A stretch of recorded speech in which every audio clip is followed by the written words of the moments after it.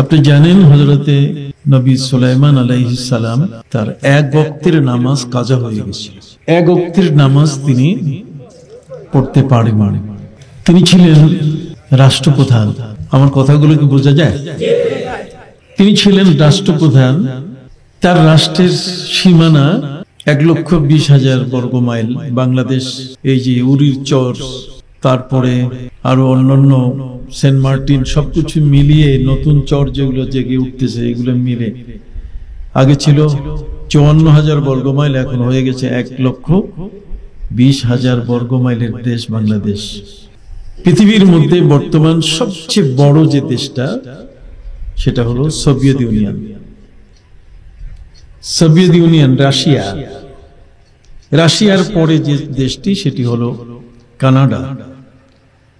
কানাডার পরে যে দেশটা সেটা হলো আমেরিকা। আমেরিকার এই মাথা থেকে ওই মাথা, এক বর্ডার থেকে আরেক বর্ডারে প্লেনে যাইতে 10 ঘন্টা সময় লাগে। এত বড় বড় দেশ, মহাদেশ সারা পৃথিবীতে।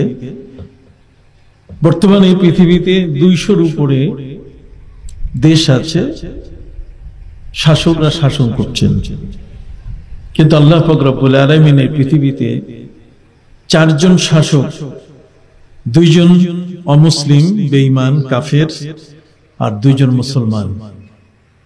এই 2 জন কাফের আর 2 জন মুসলমান, এই 4 জনকে আল্লাহ তাআলা সূর্যের উদয়ন থেকে অস্তাচল পর্যন্ত, সূর্য উঠার জায়গা থেকে সূর্য ডুবার জায়গা পর্যন্ত গোটা পৃথিবী শাসন করার তাদেরকে সুযোগ দিয়েছিলেন। এই 2 জন কাফেরের মধ্যে একজনের নাম হলো বুখত-ই-নসর আর একজনের নাম হলো নমরুদ।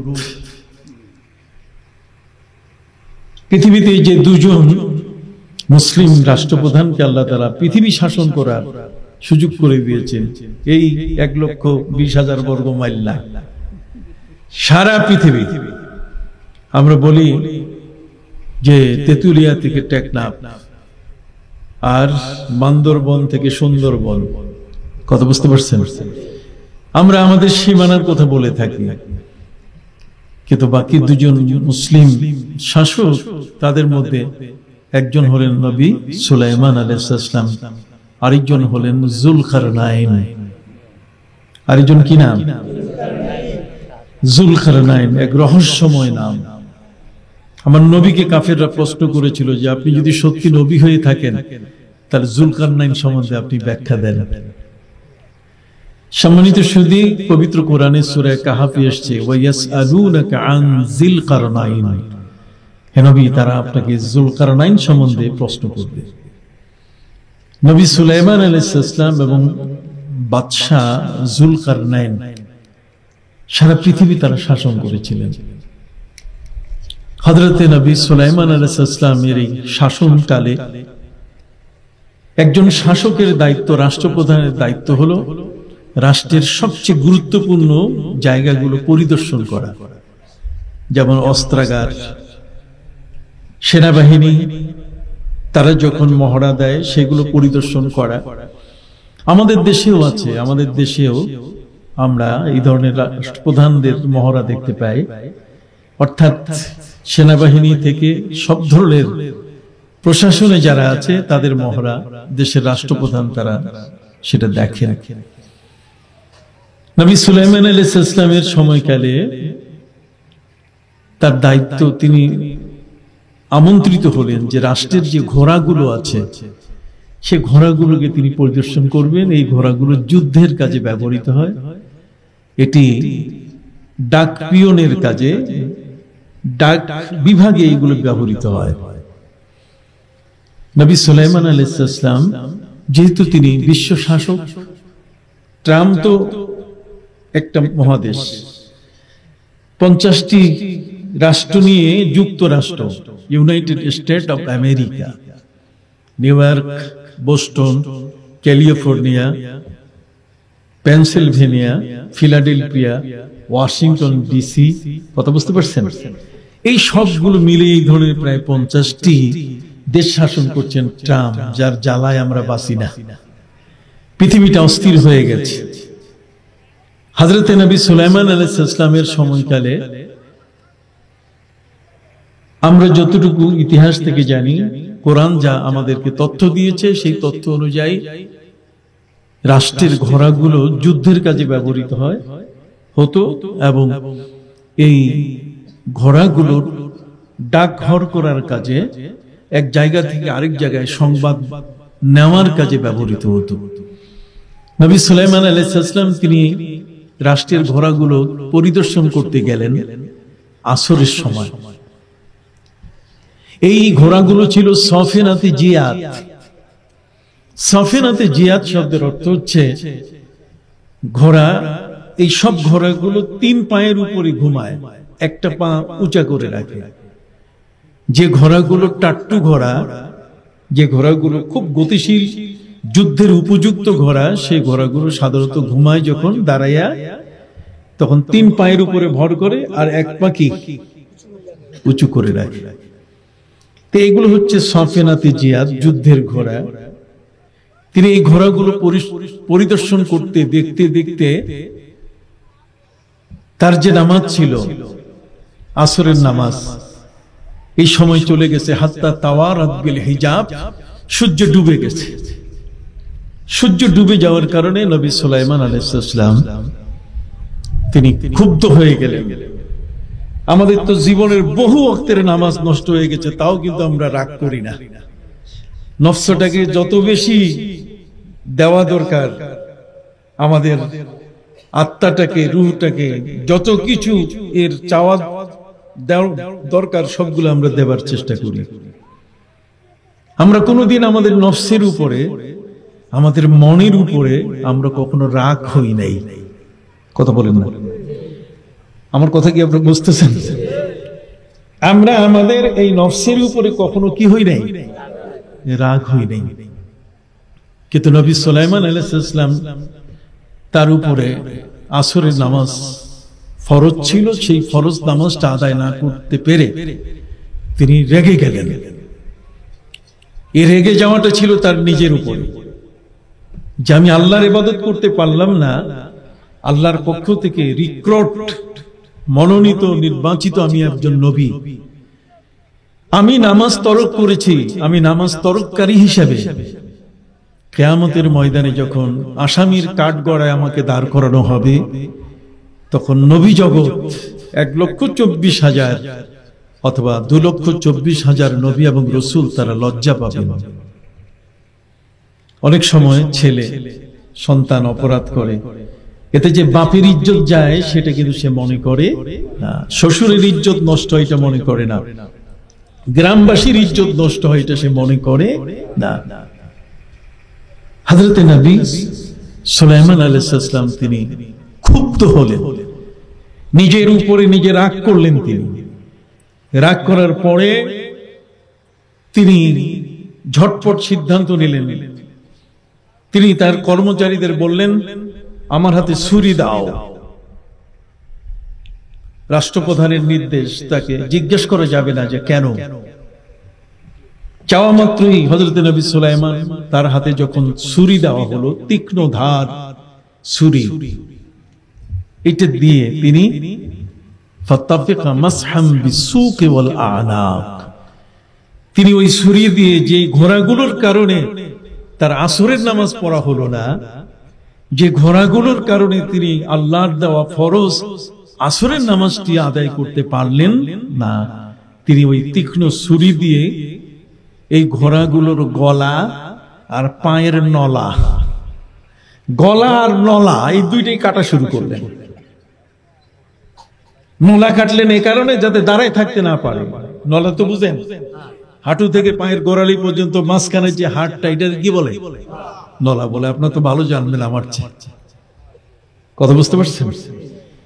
তো কোরআন যেটা বলছে ফাতাফিকা মাসহাম বিসুকে ওয়াল আনাক, তিনি বলছেন রুদ্দুহা আলাইয়া, ঘোড়া সব নিয়ে আসো, যেই ঘোড়ার কারণে আমি আল্লাহর ইবাদত থেকে আজকে বঞ্চিত হয়ে গেলাম। রাষ্ট্রের ঘোড়া দেখতে গিয়ে আল্লাহর ইবাদত বাদ পড়লো, এই ঘোড়াই রাখবো না।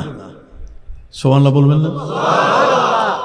আমরা কোনোদিন রাগ করে আসরের নামাজ পড়তে পারি নাই, এই জন্য আমাদের সম্পদ, আমাদের ব্যবসা বাণিজ্যকে রাস্তায় ফেলে দেই নাই, কতক্ষণ না, এগুলোকে পানিতে ফেলে দেই নাই, বরং এটাকে আরো আদর করে রাখছি। কথা বুঝতে পারছেন? হযরত নবী সুলাইমান আলাইহিস সালাম তিনি একের পর এক এই ঘোড়াগুলো মারা শুরু করলেন। এই ঘোড়াগুলো হলো রাষ্ট্রের ঘোড়া, এগুলো হচ্ছে জাতীয় সম্পদ, এটা হচ্ছে পৃথিবীর সম্পদ। আপনি জানেন আল্লাহ পাক রব্বুল আলামিন এই পৃথিবীতে কতগুলো প্রাণী সৃষ্টি করেছেন, যে প্রাণীগুলোর একটির পর আরেকটির শক্তিকে তিনি বর্ণনা করেছেন, যে শক্তিটা আমাদের বিজ্ঞানীরা কাজে ব্যবহার করেছে। আমরা মৌলভী সাহেবরা আমরা শুধু ঝগড়া করি, আমরা মৌলভী সাহেবরা টুপিওয়ালারা কে আসতে পারবে কে আসতে পারবে না, আমরা বাধা সৃষ্টি করি। কথা বুঝতে পারছেন? আমরা আছি এইটা নিয়ে। আর পৃথিবীর বিজ্ঞান তারা কোরআন থেকে আমাদের মগজগুলো কুড়ে নিচ্ছে। কথা বুঝতে পারছেন? পবিত্র কোরআন মজিদে আল্লাহ পাক রব্বুল আলামিন তিনি বলেছেন, তোমাদের জন্য আমি কতগুলো যানবাহন দিয়েছি যেগুলোকে ব্যবহার করবে তোমরা, এর বাইরে যাবে না। পবিত্র কোরআন মজিদে আল্লাহ বলেন, ওয়াল খাইলা ওয়াল বিগালা ওয়াল হামিরা লিতারকাবুহা ওয়া জিনা। আল্লাহ বলেন তোমাদের আরোহণের জন্য, তোমাদের যাত্রাপথে ব্যবহার করার জন্য আমি তোমাদের যানবাহন হিসাবে ঘোড়া তৈরি করেছি। ওয়াল খাইলা ওয়াল বিগালা, তোমাদের জন্য আমি খচ্চর তৈরি করেছি। ওয়াল হামির, এবং গাধা তৈরি করেছি। তোমরা ঘোড়ার পিঠে উঠবে, তোমরা খচ্চরের পিঠে উঠবে, তোমরা গাধার পিঠে উঠবে, তোমরা এই সমস্ত প্রাণীর উপরে তোমাদের মালগুলো বোঝা দিয়ে তোমরা দেশের এক জায়গা থেকে, এক অঞ্চল থেকে আরেক অঞ্চলে নিয়ে যাবে। আমরা যেমন আমাদের ট্রলার দিয়ে মানুষগুলো বহন করি, আপনার এই সাগরপাড় বাজার থেকে নিয়ে ওই আরেকটা বাজার কি বাবলাতলা বাজার, আপনারা যেমন নেন, কত রকম যানবাহন তৈরি হয়েছে। আল্লাহ পাক রব্বুল আলামিন বলেন, ওয়াল খাইলা ওয়াল বিগালা ওয়াল হামির, আমি ঘোড়া, আমি খচ্চর, আমি গাধা তোমাদের জন্য সৃষ্টি করেছি। কেন? লিতারকাবুহা, এগুলোর উপরে তোমরা চড়বে, এগুলোর উপরে আরোহণ করবে। ওরা তোমরা এই প্রাণীগুলো কখনো তোমাদেরকে ফেলে দিলে না। কথা বুঝতে পারছেন? লিতারকাবুহা ওয়া জিনা, এবং তোমাদের ঘরের সামনে যদি একটা ঘোড়া থাকে, তাহলে সেই ঘোড়াটি থাকলে ওই বাড়িটার সম্মান বেড়ে যাবে, ওই ঘোড়ার মালিকের সম্মান বেড়ে যাবে। যেই বাড়িতে ঘোড়া আছে তার মানে মালিক খুব ধনী মানুষ, এর মালিক হচ্ছে খুব স্মার্ট একজন নামকরা মানুষ। কথা বুঝতে পারছেন? আল্লাহ বলছেন লিতারকাবুহা ওয়া জিনা।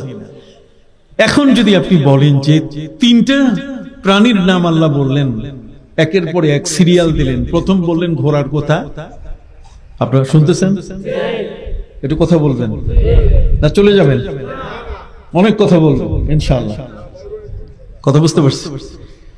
প্রথমে বলা হলো ঘোড়ার কথা, তারপর কি খচ্চর, তারপর কি গাধার কথা। আপনি দেখবেন গাধা এই তিনটার চেয়ে সবচেয়ে বেশি ঢিলা একটা প্রাণী।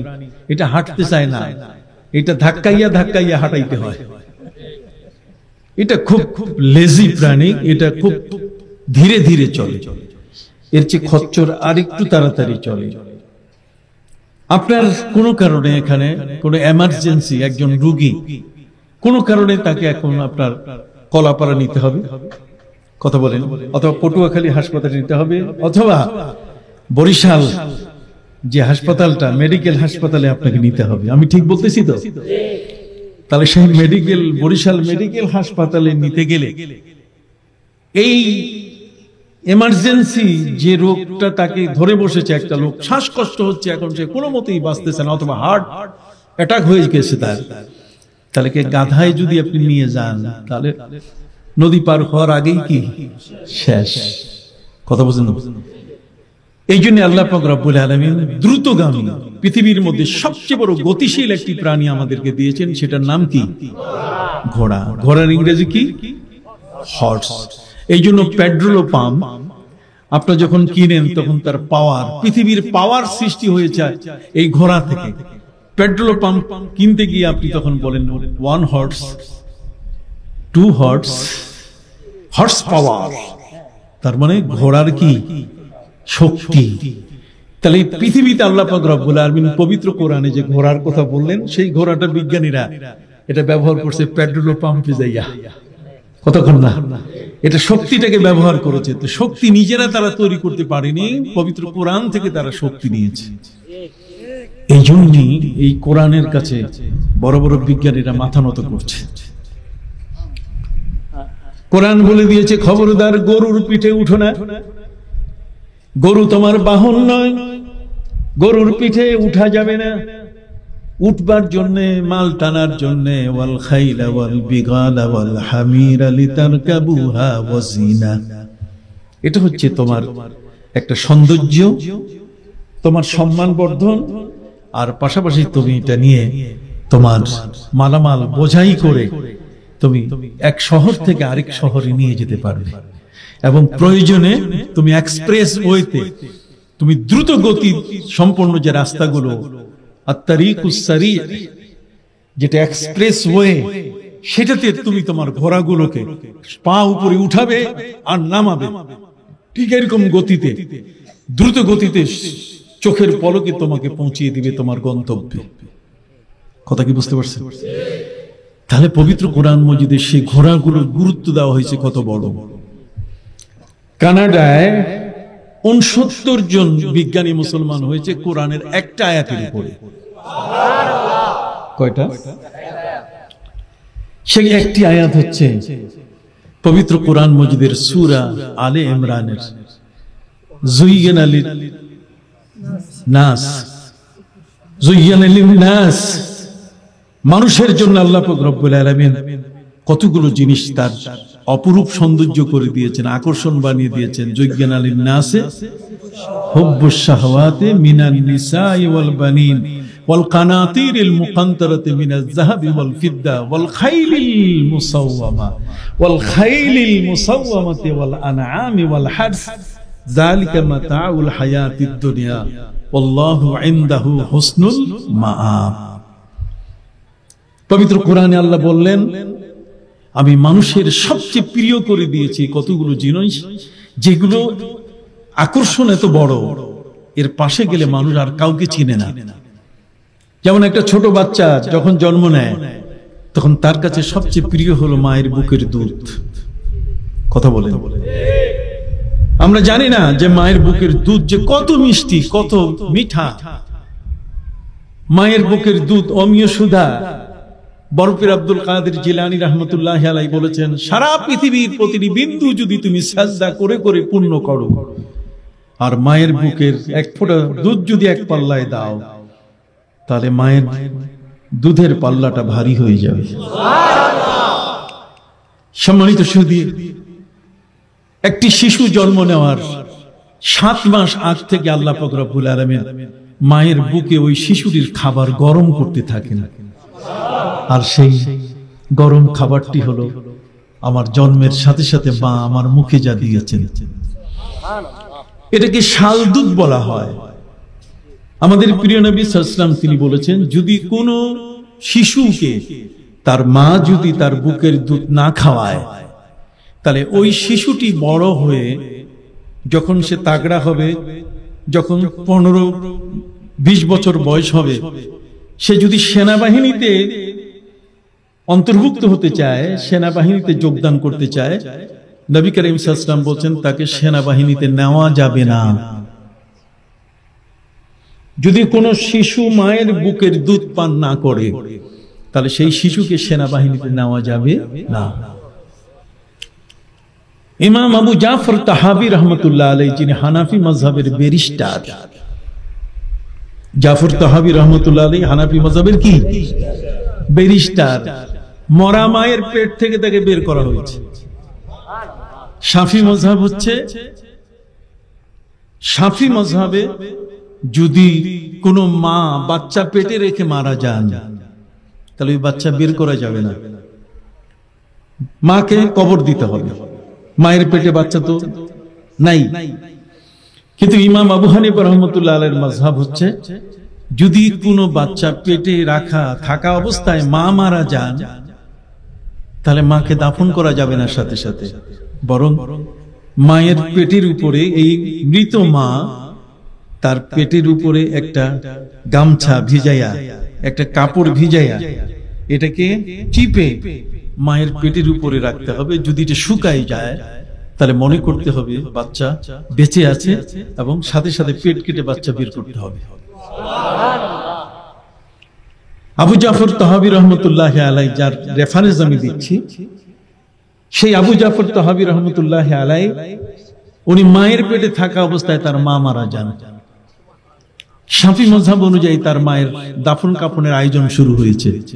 হানাফি মাযহাবের একজন মহিলা পাশে দাঁড়ানো ছিল, তিনি প্রস্তাব করলেন, যদি আমাকে একটু সুযোগ দেন, তাহলে মায়ের পেটের উপরে আমি একটা ভিজা কাপড় রাখবো, এটা যদি শুকাই যায়, তাহলে আমি আপনাদের বলবো যে বাচ্চা বেঁচে আছে, বাচ্চাটাকে বের করেন, তাকে কবর দিবেন না।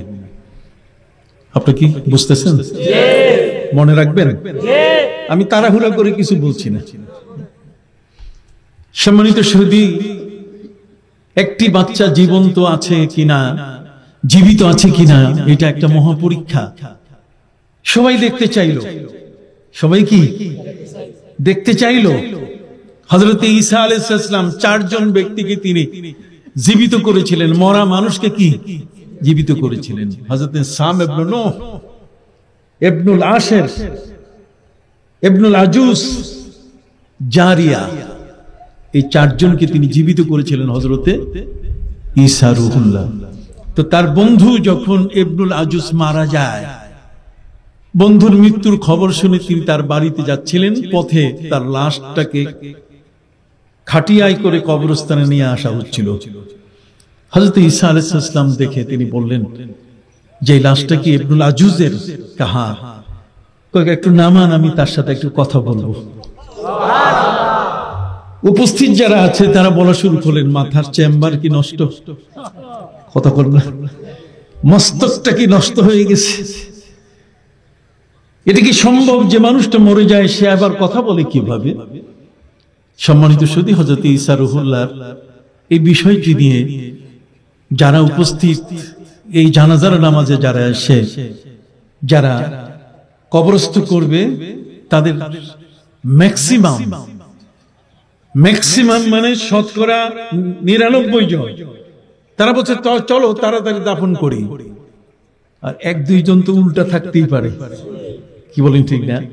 এই যে আমি আপনাদের মাহফিলে আসছি, 2-1 জন তো উল্টা হইতেই পারে যে না, উনি আসলে হবে না। এটা সম্ভব কিছু নয়, সব মানুষ তো একরকম নয়। নাহার জান জানে আস নাহার মর্দ মর্দ, খোদা বন্দে পাঞ্জে আঙ্গুশ ইকসা না কর, না अंजीर নামশুদ হর মেওয়ায়ে, না মিসলে জুবাইদস্তে হর বেওয়ায়ে।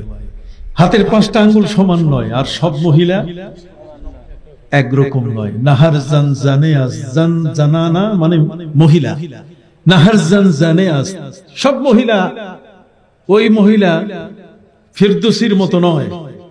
নাহার জান জানে আস, নাহার মর্দে মার্দ, সব পুরুষ নয়। খোদা বন্দে পাঞ্জে আঙ্গুশ ইকসা না কর, আল্লাহ মানুষের 5টা আঙ্গুল একরকম করেন না। अंजीर নামশুদ হর মেওয়ায়ে, না মিসলে জুবাইদস্তে হর বেওয়ায়ে। তার মানে আঞ্জির দেখলে আতাফল মনে করে আপনি এটাকে আতাফল বলবেন, তা হবে না। আঞ্জির এক জিনিস আর আতাফল আরেক জিনিস। বিড়াল আর বাঘ, দুটাকে বাঘ বলা যাবে না, দুটাকে বিড়াল বলা যাবে না। একটাকে বাঘ বলতে হবে, আরেকটা কি বিড়াল। কত করে না? শের আবাশত কে মরদুম রা মি খুরাক, আর শির আবাশত কে মরদুম মি খুরাক। বাঘ হচ্ছে যেটা মানুষকে খায়, শের মানে বাঘ, আর শির মানে দুধ। তো বাঘ হচ্ছে মানুষকে খায়, আর দুধ কি মানুষে খায়। কথা কি বুঝতে পারছেন? শের আবাশত কে মরদুম রা মি খুরাক, আর শির আবাশত কে মরদুম মি খুরাক। কি অতএব সম্মানিত সুধী, হাতের 5টা আঙ্গুল কি নয় সমান। হযরত নবী ঈসা আলাইহিস সালাম বললেন, আমার বন্ধু ইবনুল আজুস, অতএব আমি তার সাথে কথা বলবো, খাটিয়ার উপর থেকে দয়া করে নিচে নামান। সাথে থাকা 99% মানুষ, পার্সেন্টেজ ম্যাক্সিমাম, তারা বলছে মাথা খারাপ, মরে গেছে, এর সাথে কিসের কথা। কিন্তু 1-2 জন আছে একটু ভিন্ন, তারা বলছে আরে নামান না, দেখি কি অবস্থা ঘটে। কিন্তু মেজরিটি মাস্ট বি গ্রান্টেড। দল যেখানে ভারী, কতক্ষণ তারা যা বলবে তাই হবে। একটা দল যদি মানববন্ধন করে যে অমুকে মেয়র হবে, তাহলে এটা ঠেকাবার ক্ষমতা নাই। মেজরিটি পার্সন, বেশিরভাগ মানুষ যদি এর কথা বলে, কাজী সবাই বলল না, এটা মাথা নষ্ট হয়ে গেছে, কে আসলো হঠাৎ করে। তারা তো ঈসা নবীকে চিনতে পারে নাই। ঈসা নবীকে অ্যাভয়েড করে যখন নিয়ে যাচ্ছে কবরে, তাকে ঈসা আলাইহিস সালাম তিনি বললেন, এ দোস্ত, কুম বিইজনিল্লাহ, আল্লাহর হুকুমে তুমি জিন্দা হও। হযরত ঈসা আলাইহিস সালাম সম্পর্কে তিনি নিজেই বলেছেন, আন্নী রাসূলুল্লাহি ইলাইকুম, আমি তোমাদের কাছে আল্লাহ রাসূল হয়ে আগমন করেছি। আন্নী আখলুকু লাকুম মিনাত তিনি কাহায়াতিত তায়রি ফাআনফুকু ফীহি ফায়াকুনু তায়রান বিইذنিল্লাহ وأبرئ الأكمه والأبرص وأحيي الموتى بإذن الله سبحان الله। হযরত ঈসা আলাইহিস সালাম তিনি বলেন, আমি তোমাদের কাছে রাসূল হয়ে আগমন করেছি, আমি আল্লাহর একজন রাসূল। আমার পরিচয় তোমরা শুনো, আমি কিন্তু সাধারণ বস্তির মানুষ নই, আমি কিন্তু পথের ওই রাস্তার পাশে থাকা মানুষ নই। আন্নী রাসূলুল্লাহি ইলাইকুম, আমি আল্লাহর রাসূল হয়ে তোমাদের কাছে আগমন করেছি। তবে জেনে রাখো, আন্নী আখলুকু লাকুম মিনাত তিনি কাহায়াতিত তায়র, আমি মাটি গোলাইয়া, কাদা মাটি, পাখির দল, পাখি বানায়া, পাখির পুতুল বানায়া, এটা একটা কাদা মাটির পাখি। এই মাটির পাখিটাকে ফানফুকু ফীহি, যখন আমি ফু দেই, ফায়াকুনু তায়রাম বিইذنিল্লাহ, তখন সেটা জীবন্ত পাখির মতো উড়ে যায়। আল্লাহ আমাকে সেই ক্ষমতা দিয়েছেন। আল্লাহ আমাকে কি সেই ক্ষমতা দিয়েছেন, ছোট ক্ষমতা না। কাদা দিয়ে একটা পাখি তৈরি করলেন, ঠিক কি না? আর সেখানে ফু দিলে কি জীবন্ত পাখি হয়। এই জন্য একদল মানুষ তারা বলে না, ফু দেওয়া বেদাত। তাই বলে এত বেদাত, দাঁতগুলো সব শেষ করলাম। আরে কোরআন তো বলছে, হযরত নবী ঈসা আলাইহিস সালাম বলছেন, আমি ফু দিছি, আর ফু দেওয়ার কারণে একটা মাটির পাখি জীবন্ত পাখি হয়ে উড়ে যায়। শুধু তাই নয়, পবিত্র কোরআন মজিদে আল্লাহ পাক রব্বুল আলামিন বলছেন, এই পৃথিবীর মানুষ তোমরা শুনে নাও, আমি জগতের মধ্যে আদমকে আমি আমার খলিফা হিসেবে প্রেরণ করেছি। কথা বল না, কিন্তু তাকে সৃষ্টি করার পরে ইন্নী খালিকুম বাশারাম মিন তিন ফাইদা সাওয়াইতুহু ওয়া নাফাখতু ফীহি মির রূহি ফাকাউ লাহু সাজিদিন। সুবহানাল্লাহ।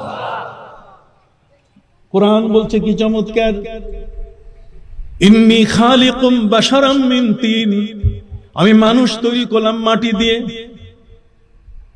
ফাইদা সাওয়াইতুহু, যখন এটাকে সাজাইলাম, চোখ চোখের জায়গায়, কান কানের জায়গায়, মগজ মগজের জায়গায়, হার্ট হার্টের জায়গায়, কিডনি কিডনির জায়গায়, লিভার লিভারের জায়গায়, হাত পাও ঠ্যাং যা মনে করেন, এই মাথা থেকে হেড টু লেগ, মাথা থেকে পা পর্যন্ত সব কিছু যখন আমি সাজাইলাম, বাবা আদম আলাইহিস সালাম তিনি পড়ে আছেন। এই পড়ে থাকা, মাটির উপরে পড়ে থাকা 120 হাত লম্বা মানুষটা এখনো তিনি দাঁড়াতে, এখনো তিনি বসতে পারেন না।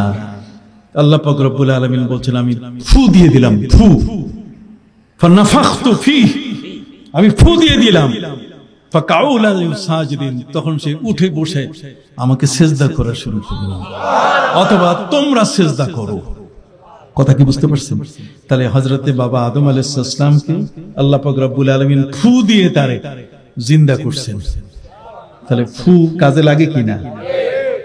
একদল বলে ফু এগুলো জায়েজ নাই, আমরা বলি ফু জায়েজ আছে। এখন আমি কয়টা কথা বলবো, আমি যেদিকে যাব সাগরের পারের মানুষ, আমিও আমার সাগর জগতে চলে যাব। আপনি রাত শেষ হয়ে যাবে, শুনে শেষ করতে পারবেন না। কথা বুঝতে পারছেন? রাত শেষ হয়ে যাবে, শুনে শেষ করতে পারবেন না। সম্মানিত সুধী, হযরত আবু মুসা আশআরী রাদিয়াল্লাহু তাআলা আনহু, তিনি তার সাথীদের নিয়ে দূরে গিয়েছিলেন। হঠাৎ করে একজন মহিলা এসে ডাক দিয়ে বলছে, হুজুর তাড়াতাড়ি আসেন।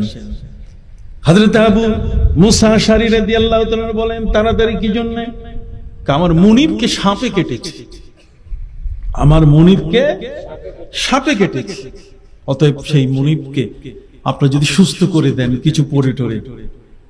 হযরতে আবু মুসা আশআরী রাদিয়াল্লাহু তাআলা বলে যে আমি তো ওজানা, তবে হ্যাঁ যেতে পারি, যদি তোমার মুনিব সুস্থ হয় তাহলে ছাগল দিবে কয়টা এটা কও। আপনি যা চান তাই দিন। সম্মানিত সুধী, হযরতে আবু মুসা আশআরী রাদিয়াল্লাহু তাআলা আনহু তিনি সেই সাপে কাটা ওই মহিলার মুনিবের কাছে গিয়ে তিনি ফু দিলেন। এই দেখেন ফু আইসা গেছে, কতক্ষণ না কি আসছে ফু।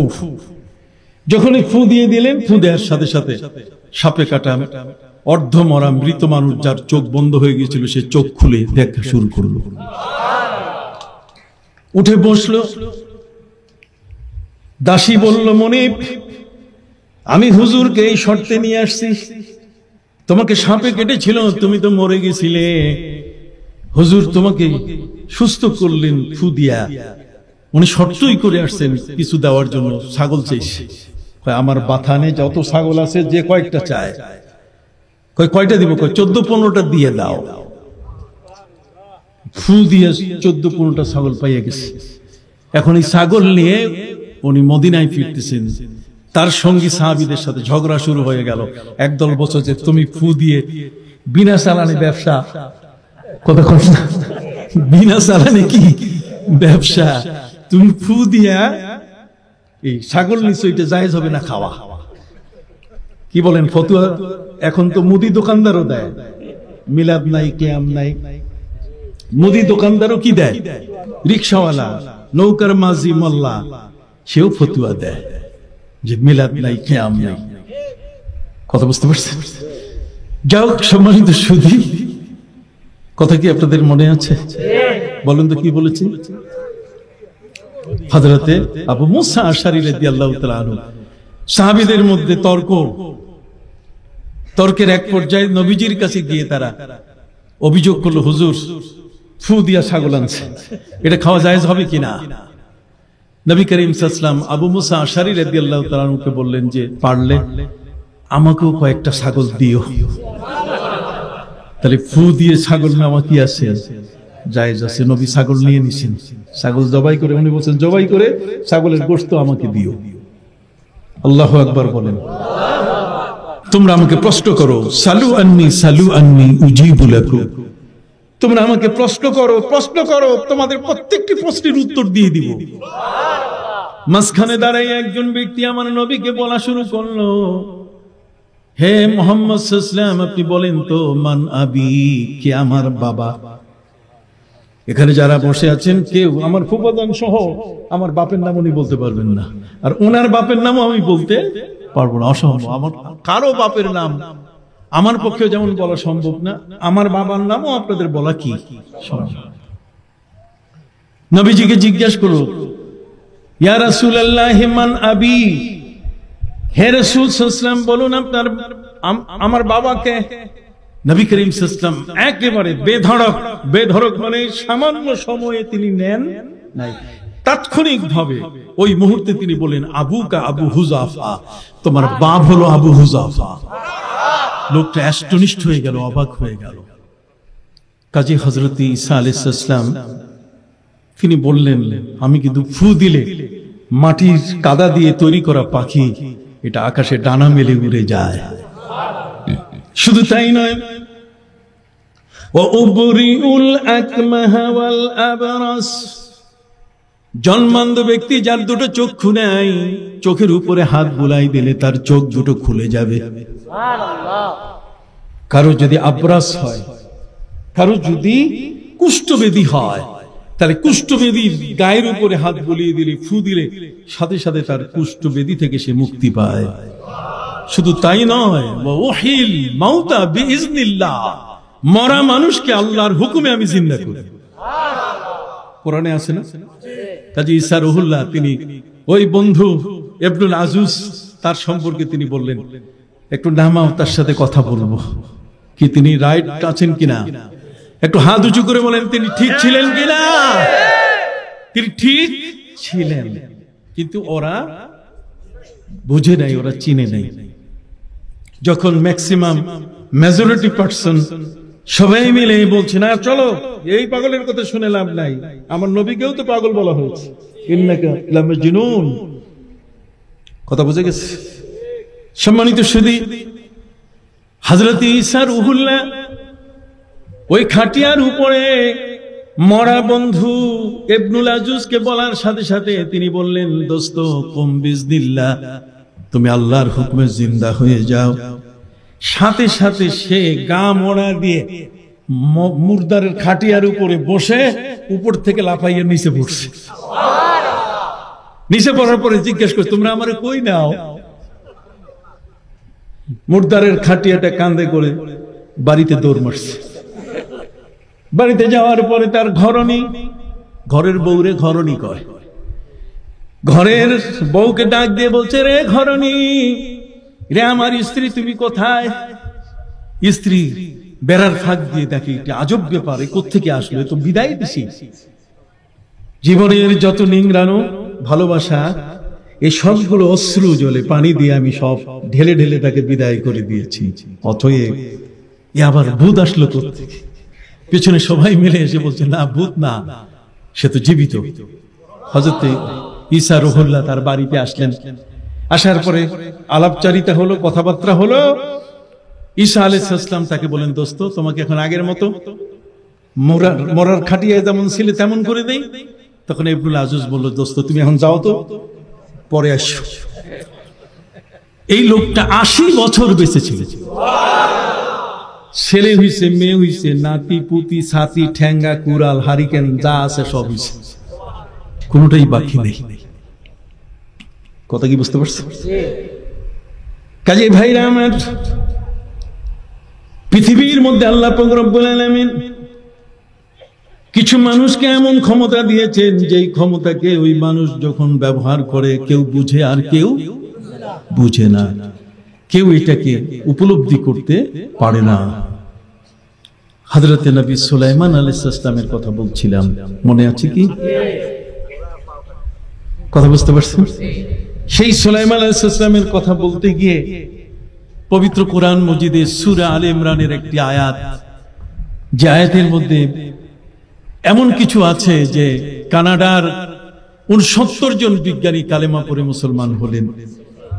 একটি শিশু যখন জন্ম নেয়, ধারাবাহিকভাবে বলছি, আপনারা শুধু হাক বলবেন অথবা না বলবেন। শিশু যখন জন্ম নেয় তখন তার সবচেয়ে প্রিয় হলো কি? মায়ের বুকের দুধ। মায়ের বুকের দুধ কতদিন পর্যন্ত? কথা বলো না। 2 বছর অথবা কি 2.5 বছর। কথা বুঝতে পারছেন? والوالدات يرضعن أولادهن حولين كاملين। মা তার শিশুকে 2 বছর দুধ পান করাবেন। যদি হৃষ্টপুষ্ট হয় একটা বাচ্চা 3 কেজি 3.5 কেজি মায়ের পেটে ওজন নিয়ে পৃথিবীতে আসছে, তো এটা তো হৃষ্টপুষ্ট। কথা বুঝেন নাই? 2 বছর পর্যন্ত। আর যদি লিন এন্ড থিন, মাত্র 1600 গ্রাম 1400 গ্রাম নিয়ে যদি কোনো শিশু প্রি ম্যাচুরিটি পূর্ণ এখনো হয় নাই, মা 10 মাস 10 দিন তাকে পেটে রাখেন নাই, 6 মাসেই বাচ্চা পৃথিবীতে এসেছে, যদি আসে, ইমাম আবু হানিফা রাহমাতুল্লাহ বলছেন ওয়া হামলুহু ওয়া ফিসালুহু 30 শাহরা, তাহলে 30 মাস পর্যন্ত তার সুযোগ আছে। 30 মাস মানে কত? 2.5 বছর। আপনি কষ্ট পাচ্ছেন? আমি ভয় পাচ্ছি এই কারণে যে রাত অনেক হয়ে গেছে। সম্মানিত সুধী, পৃথিবীর মধ্যে 2 বছর অথবা 2.5 বছর পর্যন্ত কোন শিশু মায়ের বুকের দুধ পান করার পরে মা কিন্তু চান্স দেন না। সময়টা পার হয়ে গেলে তখন মা কি করেন? সিমের পাতা, কতক্ষণ না, আর না হলে কুইনেন ট্যাবলেট, তিতা, এটা মা ব্যবহার করেন, যে ব্যবহারের কারণে ওই শিশু মায়ের বুকে আর মুখ রাখতে পারে না। এরপরে শিশুটা ওই মুহূর্তে আস্তে আস্তে কি হয়ে যায়? সে এখন ওই যে আইসক্রিম, কোকোকোলা, ওই যেটা ইসরায়েলি পণ্য, এগুলোর দিকে আস্তে আস্তে ঝুঁকে পড়ে। যখন বয়সটা 5 বছর এই ধরনের হয়ে যায়, তখন কিন্তু আর এগুলো একটাও ভালো লাগে না, ছোট্ট একটা টেনিস বল নিয়ে দৌড়াদৌড়ি করে। আর যখন বয়স হয়ে যায় 12 বছর, তখন এই ছোট বলটা ভালো লাগে না, তখন বড় একটা বল, ফুটবল তার লাগে। আর যখন বয়স 14 বছর 15 বছর হয়, তখন এগুলো কিছুই ভালো লাগে না, তখন সে একজন বান্ধবী চায়, একটি মেয়েকে তার স্ত্রী হিসাবে পেতে চায়। এই জন্য আল্লাহ পবিত্র কোরআন মজিদে বলছেন যুজ্ঞানা লিন্নাসি হুব্বুশ শাহাওয়াতি মিনান নিসা। প্রথম নম্বর টার্গেট হলো একটা পুরুষের কি? একজন নারী। এটা আল্লাহ তাআলা বলছেন। তাহলে মানসিক ভাবে একটা মানবিক অবস্থা, মানসিক একটা অবস্থা মানুষের কেমন? সম্মানিত সুধী, স্ত্রী যখন এসে যায়, স্ত্রী আসার পরে তার চাহিদা শেষ হয় না, বরং সে চায় তার ঘরে সন্তান আসুক। ওয়াল বানিন, সন্তান পাওয়ার জন্য সে কত পীর, কত ওলি, কত ভালো মানুষের দোয়া সে কামনা করে, করে কিনা? রাতের গভীরে হুনালিকা দা জাকারিয়াল মেহরাব। জাকারিয়া আলাইহিস সালামের ঘরে সন্তান ছিল না, তিনি হযরতে মরিয়মকে যেখানে লালন করছিলেন তার পাশে দোয়া করতেন যে আল্লাহ, তুমি মরিয়মকে তার মার জন্য যেমন উপহার দিয়েছো, আমার জন্য তুমি উপহার দাও একটি সন্তান। কথা বুঝতে পারছেন? সম্মানিত সুধী, পৃথিবীর মধ্যে একটা মানুষ, স্ত্রী যখন তার ঘরে আসে, স্ত্রীর প্রতি তার আকর্ষণ হয়, স্ত্রীর আকর্ষণের মাঝখানে আরেকটা মহা আকর্ষণ সৃষ্টি হয়, আর সেটা কি? সন্তান। সন্তান যখন আসে তখন আকর্ষণ হয়, যেগুলো বাঁচবে কিভাবে, সন্তান সন্ততি, নিজের স্ত্রীকে সাজানোর জন্য সে স্বর্ণরূপ মণিমুক্তা তালাশ করে। এগুলো যখন এসে যায়, ওয়াল কানাতিরিল মুকান্তারাতি মিনাজ যাহাবি ওয়াল ফিদ্দা ওয়াল খাইলিল মুসাওয়ামা, তখন সে একটা ঘোড়া কেনার জন্য, একটা নিশান গাড়ি, একটা ঘোড়া কিনতে চায়। তাহলে বুঝা গেল পবিত্র কোরআন মজিদে এই আকর্ষণীয় যে জিনিসগুলো, যেগুলোর আকর্ষণ আছে, আল্লাহ বলছেন যালিকা মাতাউল হায়াতিদ দুনিয়া। একটি মানুষ, ঘোড়া যখন এসে যায়, ঘরে স্ত্রী, ঘরে সন্তানাদি, টাকা পয়সা যখন হয়ে যায়, তখন তার দরকার ল্যান্ড প্রপার্টি, জমি জমা, ধান আবাদ করতে হবে, বছর চলবে কিভাবে? আল্লাহ বলছেন যালিকা মাতাউল হায়াতিদ দুনিয়া, এটা হচ্ছে তোমার দুনিয়ার লোভ লালসার জিনিস। এটার মধ্যে আকর্ষণ যেমন আছে, বিকর্ষণও তেমন আছে। এই পানি, এটা খাওয়ার জন্য আমরা পাগল হয়ে যাই, পিপাসা নিবারণের জন্য। আবার সাগরের মাঝখানে যদি পড়ে যাই, তাহলে বিকর্ষণ। কি কোন? স্ত্রী কত ভালো, তার জন্য আপনার জীবন দিলেন, তার জন্য আপনার মাথা নেড়া করলেন, অথচ সেই স্ত্রী যদি একবার খান্নাস হইয়া যায়, একবার যদি উল্টা হয়ে যায়, তখন সেই স্ত্রী আপনার জীবনকে ধ্বংস করে ফেলবে। আপনার সন্তান সন্ততি, যার জন্য আপনি এত কিছু করলেন, বাড়ি করলেন, গাড়ি করলেন, আর সেই সন্তান যদি একবার মদখোর হয়ে যায়, একবার যদি ছিনতাইকারী হয়ে যায়, কথা বুঝতে পারছেন? ইন্নামা আমওয়ালুকুম ওয়া আওলাদুকুম ফিতনা, তোমার সম্পদ এবং তোমার সন্তান সবগুলোই কি? ফিতনা। আমি কি বুঝাতে পারছি? এগুলোর মধ্যে যেমন আকর্ষণ আছে, তেমন কি বিকর্ষণ। এই সাবজেক্ট এ পর্যন্ত শেষ। এখানে ঘোড়ার কথা বলছি। ঘোড়া হলো মানুষের সবচেয়ে বড় সম্মানীয় একটি যানবাহন। হযরতে নবী সুলাইমান আলাইহিস সালাম, তিনি তার রাষ্ট্রের ঘোড়াগুলোকে দেখতে গিয়ে আসরের নামাজ তিনি পড়তে পারেন নাই। আসরের নামাজ তরক হওয়ার কারণে সেই সময়কালে নামাজ কাজা করারও কোনো বিধান ছিল না। নামাজ কাজা করার বিধান আসছে আমাদের নবীর যুগে। এই যে নামাজ আপনি ফজরে পড়তে পারলেন না, নবী করিম সাল্লাল্লাহু আলাইহি ওয়াসাল্লাম বলছেন ফালিউসাল্লিহা ইযা যাকারাহা, যখনই মনে পড়বে তুমি ঘুম থেকে উঠছো সাথে সাথে আদায় করে ফেলো। কথা বুঝতে পারছেন? প্রিয় নবী সাল্লাল্লাহু আলাইহি সাল্লাম লাইলাতুত তারিস যুদ্ধ থেকে তিনি ফিরছিলেন। তারিসের রাত্রে নবীজি সবাইকে নিয়ে তিনি ঘুমাচ্ছিলেন, যুদ্ধ ক্লান্ত, পুরা শরীর ক্লান্ত সকল সাহাবী, কিন্তু ফজরের নামাজ পড়তে হবে। নবী করিম সাল্লাল্লাহু আলাইহি ওয়াসাল্লাম সাহাবায়ে কিরামকে বললেন তোমরা আযান দেওয়ার ব্যবস্থা করে ফজরে। সাহাবী একজন আরেকজনকে প্রস্তাব করছেন, ভাই তুমি দায়িত্বটা নাও, ফজরের সময় আমাদেরকে ঘুম থেকে উঠাই দিও। উনি বলছেন যে আমি ক্লান্ত, পারবো না। আরেকজনকে বলেন, আরেকজনকে বলা হলো, তিনিও বললেন আমি পারবো না। নবীজির কাছে যাওয়া হলো, নবী করিম সাল্লাল্লাহু আলাইহি ওয়াসাল্লামকে বলা হলো, হে নবী, কেউ রাজি হচ্ছে না রাত্রে জেগে জেগে থেকে ফজরের সময় সবাইকে ঘুম থেকে উঠাবে, কেউ রাজি হচ্ছে না। নবীজি কি করতে পারি? আমরা ঘুমায় পড়লে তো সব যুদ্ধ করে আসছি, পায়ে হাঁটা অবস্থায়, এত সুন্দর যানবাহন ছিল না, তাঁবুগুলো কাঁধে করে, বাঁশগুলো কাঁধে করে, কাঠগুলো কাঁধে করে আমরা নিয়ে আসছি। অতএব আমরা ক্লান্ত, ঘুমায় পড়লে কিন্তু একটা নাক ডাকা শুরু হবে, খাররাটা। খাররাটা শব্দের অর্থ হচ্ছে নাক ডাকা। অতএব নাক ডাকা শুরু হয়ে যাবে, আমরা কেউ টের পাবো না, এই দায়িত্ব নিতে চায় না কেউ। নবীজি বলছেন জায়গা ছাড়া বেশ জায়গায় গেছো, তোমরা চিনো যাকে, তার কাছে যাও নাই। সাহাবায়ে কেরাম বলেন, হুজুর তিনি কে? উনি হলেন বেলাল। সুবহানাল্লাহ বলেন, উনি হলেন কি? বেলালের কাছে যাও। বেলালকে বলো, বেলাল দায়িত্ব নিবে। হযরত বেলাল ইবনে আবি রাবাহ, নবী করিম সাল্লাল্লাহু আলাইহি ওয়াসাল্লামের 4 জন মুয়াজ্জিন ছিলেন। কয়জন? হযরত বেলাল ইবনে আবি রাবাহ, হযরত আবু মাহজুরা, হযরত আব্দুল্লাহ ইবনে উম্মে মাকতুম আর হযরত আব্দুল্লাহ ইবনে যায়েদ ইবনে আব্দে রাব্বি। এই 4 জন নবী করিম সাল্লাল্লাহু আলাইহি ওয়াসাল্লামের এই 4 জন মুয়াজ্জিন ছিলেন। ইতিহাস অনেক লম্বা, ওদিকে যাব না। এই হযরত বেলাল রাদিয়াল্লাহু তাআলা কে তারা প্রস্তাব করলেন যে আমরা তো যুদ্ধ ক্লান্ত, ফজরের নামাজের সময় আপনি ডেকে দিবেন। হযরত বেলাল বলছে হ্যাঁ ঠিক আছে, আপনার ঘুমান না ডেকে। সবাই ঘুমাচ্ছে, হযরত বেলাল বলছেন আমি কি করব, আমার তো একটা কাজ নিয়ে থাকতে হবে। আর আমাদের যেমন কাজ আছে, যদি এই মজলিসটা না হইতো আর আপনারা যদি এই সময় কোনো বাজারে বা ঘরে যদি বসে থাকতেন, তাহলে আপনাদের সবচেয়ে বড় যে কাজটা হতো সেটা হলো মোবাইল টিপা। কথা কন না, খালি মোবাইল টিপা। আপনি এয়ারপোর্টে যান, একটা লোক আপনি দেখবেন কথা বলতেছে না, সবগুলো বোবা। সবগুলো কি বোবা, একটারও কথা নাই, চুপ, খালি দেখতেছে, এগুলো করতেছে শুধু, আর কিছু না। আপনি যান যে কোনো স্টেশনে, আপনি যান, সব ওই মোবাইলটার দিকে তাকিয়ে আছে। কে বলেন ঠিক না? এগুলো বাস্তব কতগুলো জিনিস। হযরত বেলাল রাদিয়াল্লাহু তাআলা তিনি বলেন, এই চশমাটা রাখো তো।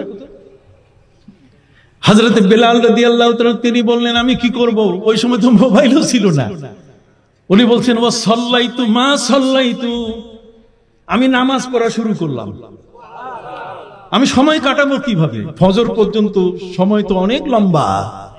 কাজে ওয়া সাল্লাইতু মা সাল্লাইতু, তার মানে যত নামাজ নফল শুরু করছি চলতেই আছে, দুই দুই করে, মাসনা মাসনা, দুই করে চলতেই আছে। সুবহানাল্লাহ। যখন সুবে সাদেক ফজরের সময় কাছাকাছি হয়েছে, হযরত বেলাল রাদিয়াল্লাহু তাআলা বলছেন তখন হাওদা মানে উটের পিঠে পালানের মতো, উটের পিঠে পালকি, যেমন ঠিক পালকির মতো একটা অংশ থাকে, ওটা নিচে রাখা ছিল। উনি সূর্য উদিত হচ্ছে ওই দিকে তাকাইয়া এভাবে হেলান দিয়া, উনি বলছে আর মতো 2, 3, 4, 10 মিনিট পর তো ডেকে দেব। উনি এভাবে ডেকে ডেকে তাসবিহ পড়তেছে, আল্লাহ আল্লাহ আল্লাহ, দোয়া করছে। যার এতক্ষণের নামাজ, এত লম্বা নফল, 2 রাকাত করে নফল পড়তে পড়তে এত সময় তিনি শেষ করলেন একটা মাত্র কারণ, যে সবাইকে ফজরের সময় ডাক দিবেন, কিন্তু হযরতে বেলাল তিনি ডাকতে পারলেন, ঠিক সময়ের আগেই তিনিও কি ঘুমিয়ে পড়লেন। কেউ জেগে উঠল না, সবাই ঘুমন্ত অবস্থায়। সূর্য উদিত হওয়ার পরে নবী করিম সাল্লাল্লাহু আলাইহি ওয়াসাল্লামের চেহারা মোবারকে যখন সূর্যের কিরণ, সূর্যের আলো যখন পড়ছে, নবী জেগে উঠেছেন। জেগে উঠে দেখে সবগুলো নাক টেনে ঘুমাইতেছে। নবীজি হযরতে বেলালকে ঠেলা দিয়ে বললেন, বেলাল, ফজরের আযান গেছে কই? হযরতে বেলাল কি চমৎকার উত্তর দিয়েছেন, আদব শিখেন। হযরতে বেলাল রাদিয়াল্লাহু তাআলা নবীজিকে উত্তর দিলেন, ইয়া রাসূলুল্লাহ, আখাযাতনি মা আখাযাতকা, আমাকে সেই জিনিসটাই ধরছে যেটা আপনাকে ধরছিল। আপনিও তো ঘুমাইছেন, কথা বলেন, আপনিও তো ঘুমাইছেন। আখাযাতনি মা আখাযাতকা, আমাকে সেই জিনিসটাই ধরে বসেছে যেটা আপনাকে কি। নবী করিম সাল্লাল্লাহু আলাইহি ওয়াসাল্লাম বলছেন, এই জায়গায় আর থাকা যাবে না, চলো ইরতাহিলু মিন হিনা, এখান থেকে চলো। নবী করিম সাল্লাল্লাহু আলাইহি ওয়াসাল্লাম বলছেন, যে জায়গায় নামাজ হয় না, যেই ঘরে নামাজ হয় না, যেই এলাকায় নামাজ হয় না, যেই অঞ্চলে নামাজ হয় না, নবী করিম সাল্লাল্লাহু আলাইহি ওয়াসাল্লাম তিনি বললেন, ফাইন্না হাযা মিন ওয়াদিশ শাইতান, এটা হচ্ছে শয়তানের জায়গা, এই জায়গায় থাকা যাবে না। যে জায়গায় নামাজ কাজা হয়েছে সে জায়গায় থাকাই যাবে না, চলো। সেই জায়গা বদল করে আরেক জায়গায় গিয়ে নবীজি নামাজ আদায় করলেন সবাইকে নিয়ে। তাহলে ফজরের নামাজ কাজা হয়ে গেছে, সেটা কি আদায় করলেন। আমরা নবীজির মাধ্যমে বিশাল এক ফ্যাসিলিটি পেয়ে গেলাম, ঠিক কি না? যদি কোনো কারণে নামাজটা সময় মতো পড়তে না পারি, তাহলে পরে সেটা আদায় করার কি আছে, সুযোগ আছে। কথা কি বুঝতে পারছেন? কিন্তু হযরতে নবী সুলাইমান আলাইহিস সালামের যুগে এই সুযোগটি ছিল। এই জন্যই হযরতে সুলাইমান আলাইহিস সালাম তিনি তার নিজের উপরে ক্ষুব্ধ হলেন, রাগ করলেন তিনি নিজে। তিনি বললেন, রুদ্দুহা আলাইয়া, তোমরা ঘোড়াগুলোকে আমার সামনে নিয়ে আসো। ফাতাফিকা মাসহাম বিসসুক ওয়াল আনাক, তিনি ঘোড়ার গলা আর পায়ের নলা, সবাই বলেন না কেন, গলা আর কি পায়ের নলা কেটে যখন মারা শুরু করলেন, একটা জাতীয় সম্পদ ধ্বংস হয়ে যাচ্ছে, ধ্বংস হয়ে গেল। হযরতে নবী সুলাইমান তিনি রাষ্ট্রের প্রধান, বাধা দেওয়ার মতো কোনো শক্তি কারো। ঠিক এমন একটি সময় গোটা দেশে সমালোচনা শুরু হয়ে গেল যে নবী সুলাইমানের মতো এত বড় একজন সুন্দর শাসক, তিনি রাষ্ট্রের একটা জাতীয় সম্পদ ধ্বংস করলেন, রাষ্ট্রের যুদ্ধের ঘোড়াগুলোকে মেরে ফেললেন। সংবাদ বাহক এই ঘোড়ার পিঠে উঠে এক অঞ্চল থেকে আরেক অঞ্চলে সংবাদ নিয়ে যায়, চিঠিপত্র নিয়ে যায়, আর সেই জরুরি রাষ্ট্রের বাহক ঘোড়াগুলো, রাষ্ট্রের পত্রের বাহক ঘোড়াগুলোকে তিনি মেরে ফেলেছেন। গোটা পৃথিবীতে তার সমালোচনা। নবী সুলাইমান আলাইহিস সালাম এই সমালোচনা যখনই তিনি শুনলেন, তখন তিনি মর্মাহত হলেন যে আমি কি কাজটা ভুল করলাম।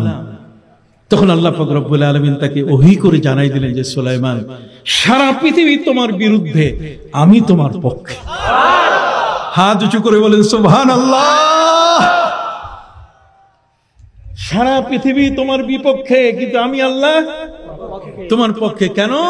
যে তুমি আমাকে খুশি করার জন্য এই ঘোড়াগুলোকে কি মেরে ফেলছো। তুমি কাউকে খুশি করার জন্য নয়। তোমার নামাজ নষ্ট হয়েছে, আসরের নামাজ পড়তে পারো নাই, কিয়ামতের ময়দানে আসামির কাঠগড়ায় তোমাকে দাঁড় করানো হবে, আর এই ভয়ে নবীরা লজ্জিত হবেন, সেই ভয়ে তুমি ঘোড়ার গলা আর নলা কেটে দিছো। রাষ্ট্রের বিশাল ক্ষতি হয়েছে। অতএব সুলাইমান, তোমার দেশ, তোমার জাতি, তোমার বিশ্ব যতই তোমার বিরুদ্ধে যাক না কেন, আমি তোমার বিরুদ্ধে যাব না, বরং আমি তোমাকে নগদ 4টা পুরস্কার দিব। কয়টা? নগদ, বাকি না, যে কালকে আসবেন। তার মধ্যে নগদ হলো, তুমি আমাকে খুশি করার জন্য রাষ্ট্রের ঘোড়াগুলোকে মেরে ফেলেছ, আসরের নামাজ পড়তে পারো নাই। আসো, আমি তোমার জন্য আমি নির্দেশ দিয়েছি সূর্যকে, সূর্য আবার আসর হয়ে যাবে, তুমি আসরের নামাজটা পড়ে নাও। চার্জশিট থেকে নাম কেটে দিব আমি। কতক্ষণ অভিযোগ খাতা, সে অভিযোগ খাতাটা থেকে, চার্জশিট থেকে আমি তোমার নামটা কি কেটে দিব, যাতে কিয়ামতের ময়দানে তোমাকে লজ্জিত হতে না হয় এবং তোমার কারণে যেন কোনো লোভী লজ্জিত না হয়। বড্ড করে কোন সুবহানাল্লাহ। তাহলে কত চমৎকার! পৃথিবীর মধ্যে 3 বার সূর্য ডুবে যাওয়ার পরে আসর হয়েছে। কয়বার বলবো? হ্যাঁ, চমৎকার কোরআনের আলোচনা। ওয়া আহসানুল কাসাস হাযাল কোরআন, কোরআনের আলোচনা। আচ্ছা, আলোচনা নাই। যারা আজকে তাফসীর করছে, আমি তো দেখি নেটে, কথা বলতে পারি না, কলিজাটা ফেটে যায়। মানুষ লক্ষ টাকা দিয়ে নিয়ে আসে, আর সেখানে আজে বাজে কথাবার্তা, কোনো ভালো কথা নাই। এই যে এতক্ষণ আমি কি কোনো খারাপ কথা বলছি? যারা আমি এখানে যাতে আসতে না পারি বিরোধিতা করছেন, সেই মানুষের মধ্যেও কিছু এখানে বসা আছে। সেই লোকগুলো তো মনে করতেছেন না, এই লোকটা তো এরকম না। কি বলেন, ঠিক কিনা? আমরা সারসিনা দরবারের মানুষ, আমরা নিরিবিলি থাকা মানুষ। কথা বুঝতে পারছেন? অতএব সম্মানিত সুধী, আজকের এই দিনিয়া মাদ্রাসা সাগরপাড় দারুস সুন্নাত সালেহিয়া, এই দিনিয়া কমপ্লেক্সের আজকের এখানে বসে আপনাদের কাছে পরিষ্কার ভাষায় বলতে চাই যে আপনি যদি আল্লাহকে খুশি করতে পারেন, আপনার উদ্দেশ্য হবে কি? আল্লাহ। যদি আল্লাহ আপনার খুশি থাকেন, তাহলে আপনার সব হাতে আছে। খলিফা হারুনুর রশিদ তিনি এক নারীকে ভালোবাসতেন। লাকাদ জাআ শায়রি আলা বাবিকুম কামা জাআ ইদ্দুন আলা খালিসা। লাকাদ জাআ শায়রি আলা বাবিকুম। কবি আবু নাওয়াস নামে একজন কবি ছিলেন। কেউ বলবে না আপনাকে, ওয়াজে বলবেন, আমি বলে যাচ্ছি। আবু নাওয়াস নামে একজন কবি ছিলেন। এই কবি, ওর বউ মরে নাই, কিন্তু ধনীর দরজায় গিয়ে বলে আমার বউ মরে গেছে, কাপড়ের টাকা দেন। মানে মিথ্যুক কথা বল না, প্রতারক। এই কবির নাম হচ্ছে কি? আবু নাওয়াস। নাম কি? খলিফা হারুন রশিদের কাছে এমন ভাবে চান্দা নিত, খলিফা তাকে দেখলেই বিরক্ত হয়ে যেতেন। খলিফা যখন বের হচ্ছেন, তার ফটক দিয়ে তার এই যে প্রবেশদ্বার যেটা, সেখান থেকে যখন তিনি বের হচ্ছেন, বের হওয়ার সময় আবু নাওয়াস উপস্থিত। এখন আবু নাওয়াস দেখে উনি বিচলিত হয়ে গেছেন, বিমর্ষ হয়ে গেছেন, যেটা কি শুধু সামনে দাঁড়ায় ফকির। এখন সে ওই মুহূর্তে কবি আবু নাওয়াস খলিফা হারুন রশিদের সামনে একটা কবিতা বানায় বলে দিয়ে দিল। কবিতা বলবো? লাকাদ জাআ শায়রি আলা বাবিকুম, লাকাদ জাআ শায়রি আলা বাবিকুম কামা জাআ ইকদুন আলা খালিসা। খালেসা হচ্ছে হারুন রশিদের খুব প্রিয়তমা একজন দাসী। কথা বুঝতে পারছেন? একজন দাসী। তো বলছে যে আমার কবিতাটা আপনার এই গেটের মধ্যে এমন ভাবে শোভা পাচ্ছে, যেমন মুক্তার হার আপনার দাসী প্রেয়সী যার প্রতি আপনি আসক্ত, সেই খালেসার গলার হারের মতো আজকের গেটের এই শোভাটা বৃদ্ধি হয়েছে। খলিফা হারুন রশিদ বলছে, দে কিছু টাকা, দে, যা। লাকাদ জাআ শায়রি, আমার শের, আমার কবিতা। লাকাদ জাআ শায়রি আলা বাবিকুম কামা জাআ ইকদুন। ইকদুন মানে হার, আকদুন মানে বিবাহ। উকদুন, আকদুন, ইকদুন, তিনটা শব্দ আছে। উকদুন, আকদুন, যেমন উজু, ওয়াজু, উজু, বেজু।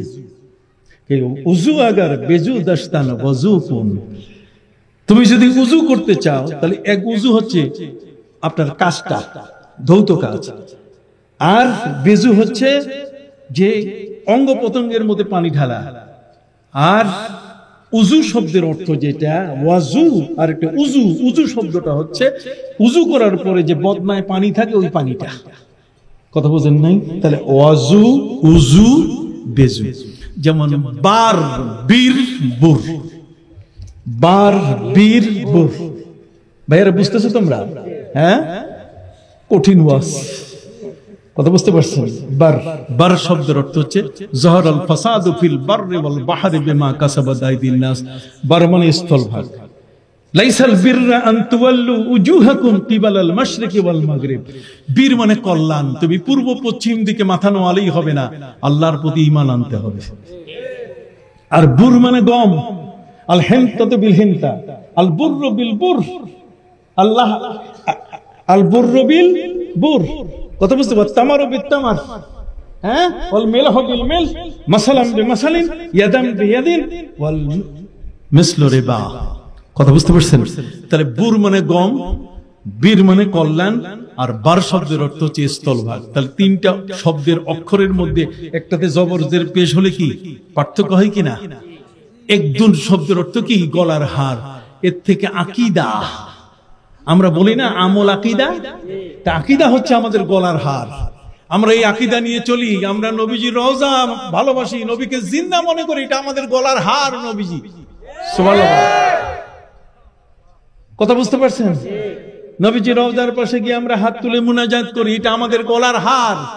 এর বাইরে আমাদের কোথাও যাওয়ার কোনো সুযোগ নাই। এগুলো অনেক কথা। যাই হোক, আমি যেটা বলতেছিলাম, খলিফা হারুন রশিদের এই খালেসা, তিনি একটা মজলিসের মধ্যে যত দামি কাঁচের যা আছে, এই কাঁচের বাসনপত্র সবগুলা টেবিলের মধ্যে সাজায় রাখছে। সাজায় রাখার পরে তিনি তার স্ত্রী জুবাইদা, নাম কি? জুবাইদাকে বললেন যে তুমি এগুলো ভেঙে ফেলো। জুবাইদা বলছে না, এটা ভাঙবো কেন? এটা তো আপনি অনেক টাকা দিয়ে কিনছেন, এটা মূল্যবান জিনিস, এই মূল্যবান জিনিসগুলো ভাঙতে বলতেছেন, আপনার এই আদেশটা সঠিক নয়, আমি ভাঙবো না। খালেসাকে ডাক দিয়ে বলছে, খালেসা, কয় জি যাবো না, এগুলো সব ভেঙে ফেলো। কয় লাঠি দেন। লাঠি দেওয়ার সাথে ঠাস ঠাস করে সবগুলো ভেঙে ফেলছে। এখন জুবাইদা হারুন রশিদের সামনে বলছে, দেখছেন কত বড় বেয়াদব। খলিফা বলছে, বেয়াদব না, আমি যা আদেশ করছি তা সে মানছে, আর তুমি সেই আদেশ মানো না। কতক্ষণ না আমার আদেশ। এখন জিজ্ঞেস করা হলো এই খালেসাকে যে তুমি যে ভাঙলা, তুমি তো জুবাইদার মতো বুদ্ধিমতী হয়ে, জুবাইদার সাথে খলিফা হারুন রশিদের বিয়ের ইতিহাস বড় চমৎকার, বলবো একটু? কি থাকবেন কিনা? থাকবেন তো? বিয়ের ইতিহাস হচ্ছে, খলিফা হারুন রশিদ উনি হরিণ শিকার করার জন্য, পাখি শিকার করার জন্য জঙ্গলে গিয়েছিলেন। বেশ কয়েকটা জঙ্গল ঘুরে পাখি শিকার করার এই মুহূর্তে তার প্রচন্ড পিপাসা লাগছে। একটু look at me, listen me, আমাকে একটু শুনেন সম্মানিত সুধী। এখন এই পাখি শিকার করতে যাইয়া খলিফা হারুন রশিদের পিপাসায় কলিজা ফেটে যাচ্ছে। পাশে ছিল আঙ্গুর বাগান। আঙ্গুর বাগানের মালিকের কাছে যাইয়া খলিফা হারুন রশিদের মন্ত্রী, যিনি পিএস, এপিএস আছে না, মন্ত্রী পিএস এপিএস, তারা আঙ্গুরের বাগানের মালিককে বলছে, রে মালিক, আজকে তোমার কপাল খুলে গেছে। খলিফা হারুন রশিদের মতো একজন খলিফা তোমার এই বাগানে আজকে এসে গেছেন, তুমি দাওয়াত করে আনতে পারতে না। অতএব উনি এই পিপাসা মিটাবার জন্য তার জন্য কিছু করো। তাহলে আঙ্গুরের রস করে দেই, তাড়াতাড়ি আঙ্গুরের জুস করা। এই জুস করার জন্য তার স্ত্রীকে বলল, স্ত্রী তাড়াতাড়ি, রাষ্ট্রের প্রধান আমার ঘরে আজকে মেহমান, অতএব তুমি কি করো, জুসটা করে দাও। সম্মানিত সুধী, সেই জুস করে দিয়ে তার মেয়েকে দিল। এই জুবাইদা, হারুন রশিদের স্ত্রী জুবাইদাকে দিয়ে বলছে যে তুমি এটা নিয়ে দাও। জুবাইদা গ্লাস ভরা জুস খলিফা হারুন রশিদের কাছে দেওয়ার পরে সেখানে দেখা গেল যে ওই জুসের মধ্যে একটা কুটা, খড়কুটা আছে না, খড়, এই খড়ের এক দুইটা টুকরা উনি ঢক ঢক করে গিলতে পারছেন না, চুষে চুষে আস্তে আস্তে খাচ্ছেন। এটা দেখে মন্ত্রী রাগে ফায়ার, যে বেয়াদব মালিক, তুমি খলিফা হারুন রশিদের মতো একজন এত বড় খলিফা, তোমার ঘরে আজকে তার এই জুসটা সেকে দিতে পারলে না, ছাকুনি দিয়া তুমি সেকে দিতে পারলে না, সেখানে খড়কুটা পর্যন্ত দিয়ে দিলা। যখন মালিকের কথা বলছে, মালিক ফায়ার, এত বড় লম্বা দা নিয়ে ঘরের স্ত্রীকে বলছে তোমার কল্লা শেষ। ওই কি হয়েছে আমার, কই তুমি খলিফা হারুন রশিদের যে গ্লাস জুস দিয়েছে সে জুসটার মধ্যে খড়কুটা কেন? তুমি ছাঁকুনি দিয়ে এটা ভালো করে দিতে পারলে না? সে বলছে আমি কিছুই জানি না, আমি পরিষ্কার করে দিছি, তোমার মেয়েকে জিজ্ঞাসা করো। মেয়ের কাছে গিয়ে বলছে তোমাকে শেষ, তুমি খলিফা হারুন রশিদের এক গ্লাস জুসের মধ্যে তুমি কি কিছু খড়কুটা দিয়েছো? মেয়ে বলছে আব্বা আমি দিয়েছি। কই কেন? কই দিয়েছি এই কারণে যে খলিফার সম্পর্কে যে বিষয়টা বলা হয়েছে যে তিনি এত পিপাসিত যে ওনাকে এখন যা দেওয়া হবে উনি মুখে দিয়া গড় গড় করে খেয়ে ফেলবেন, তাহলে ওই সময় যদি গলায় লেগে যায় তাহলে উনি তো মারা যাবেন।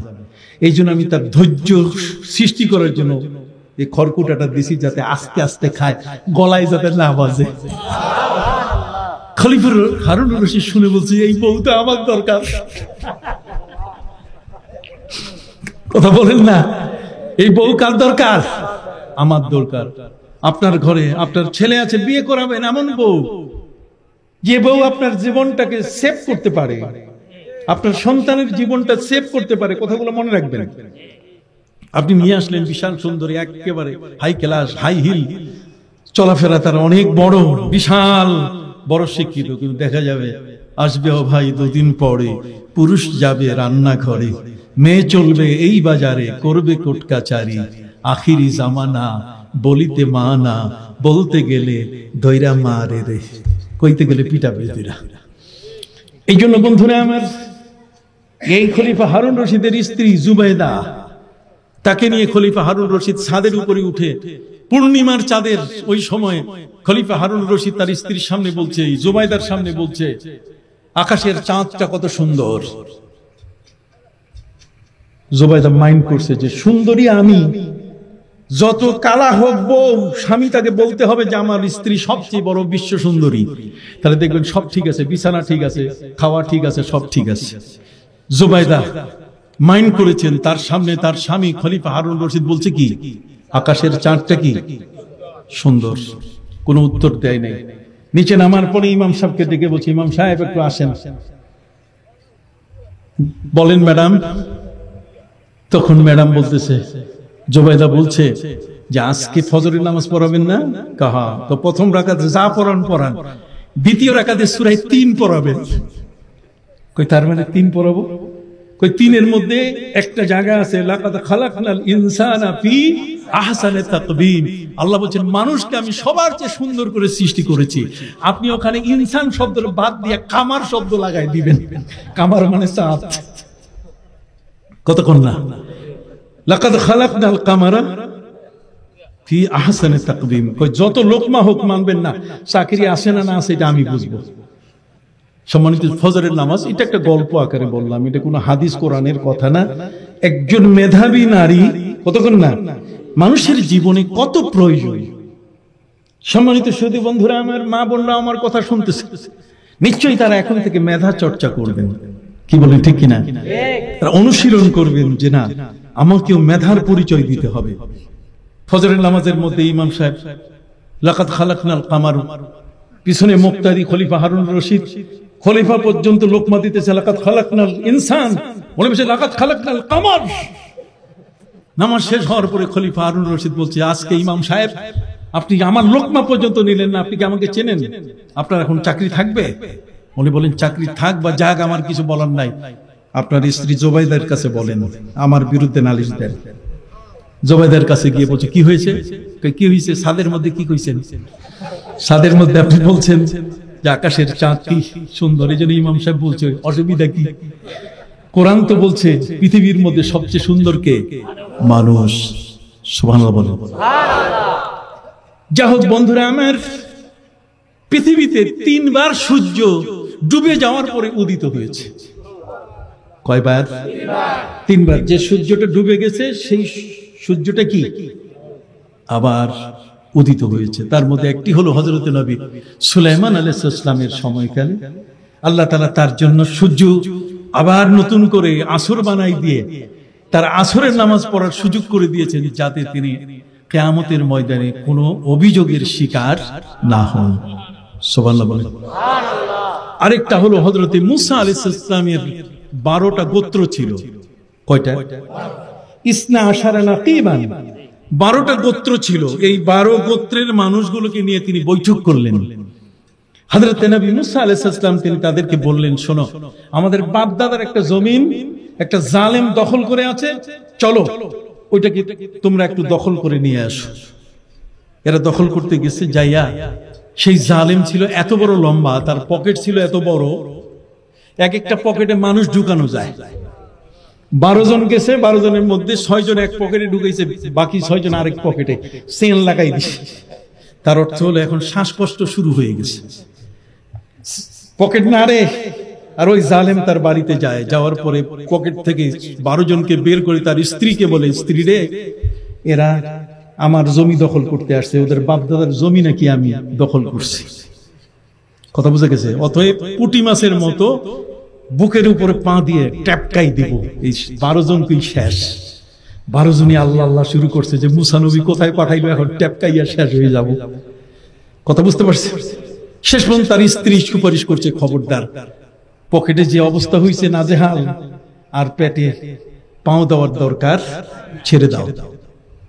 যখনই ছেড়ে দিল, এই 12 জন বুঝেন নাই আর কাকে বলে, হাইজাম আর লংজাম, এটা দেওয়ার পরে নবী মুসা আলাইহিস সালামের কাছে গিয়ে বলছে, মুসা, আপনি এমন এক লোকের কাছে পাঠাইলেন, সে এত বড় জালেম, আমরা যখনই বলছি আমাদের বাপ দাদার জমি, তখন আমাদেরকে পাত্তা না দিয়ে আমাদেরকে ধরে পকেটে ঢুকাইছে।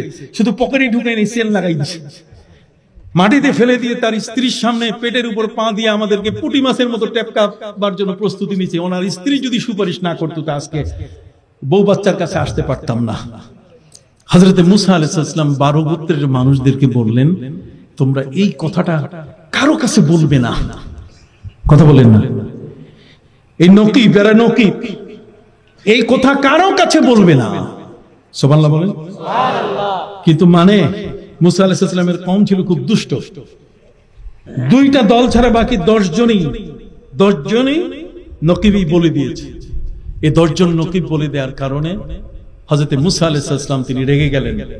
এই 10টা গোত্রকে আল্লাহ বন্দী করেছিলেন 40 বছর। ওয়াহুম ইয়াতিহুনা 40 সানা, ময়দানের মধ্যে তাদেরকে 40 বছর আল্লাহ বন্দী করে রেখেছিলেন।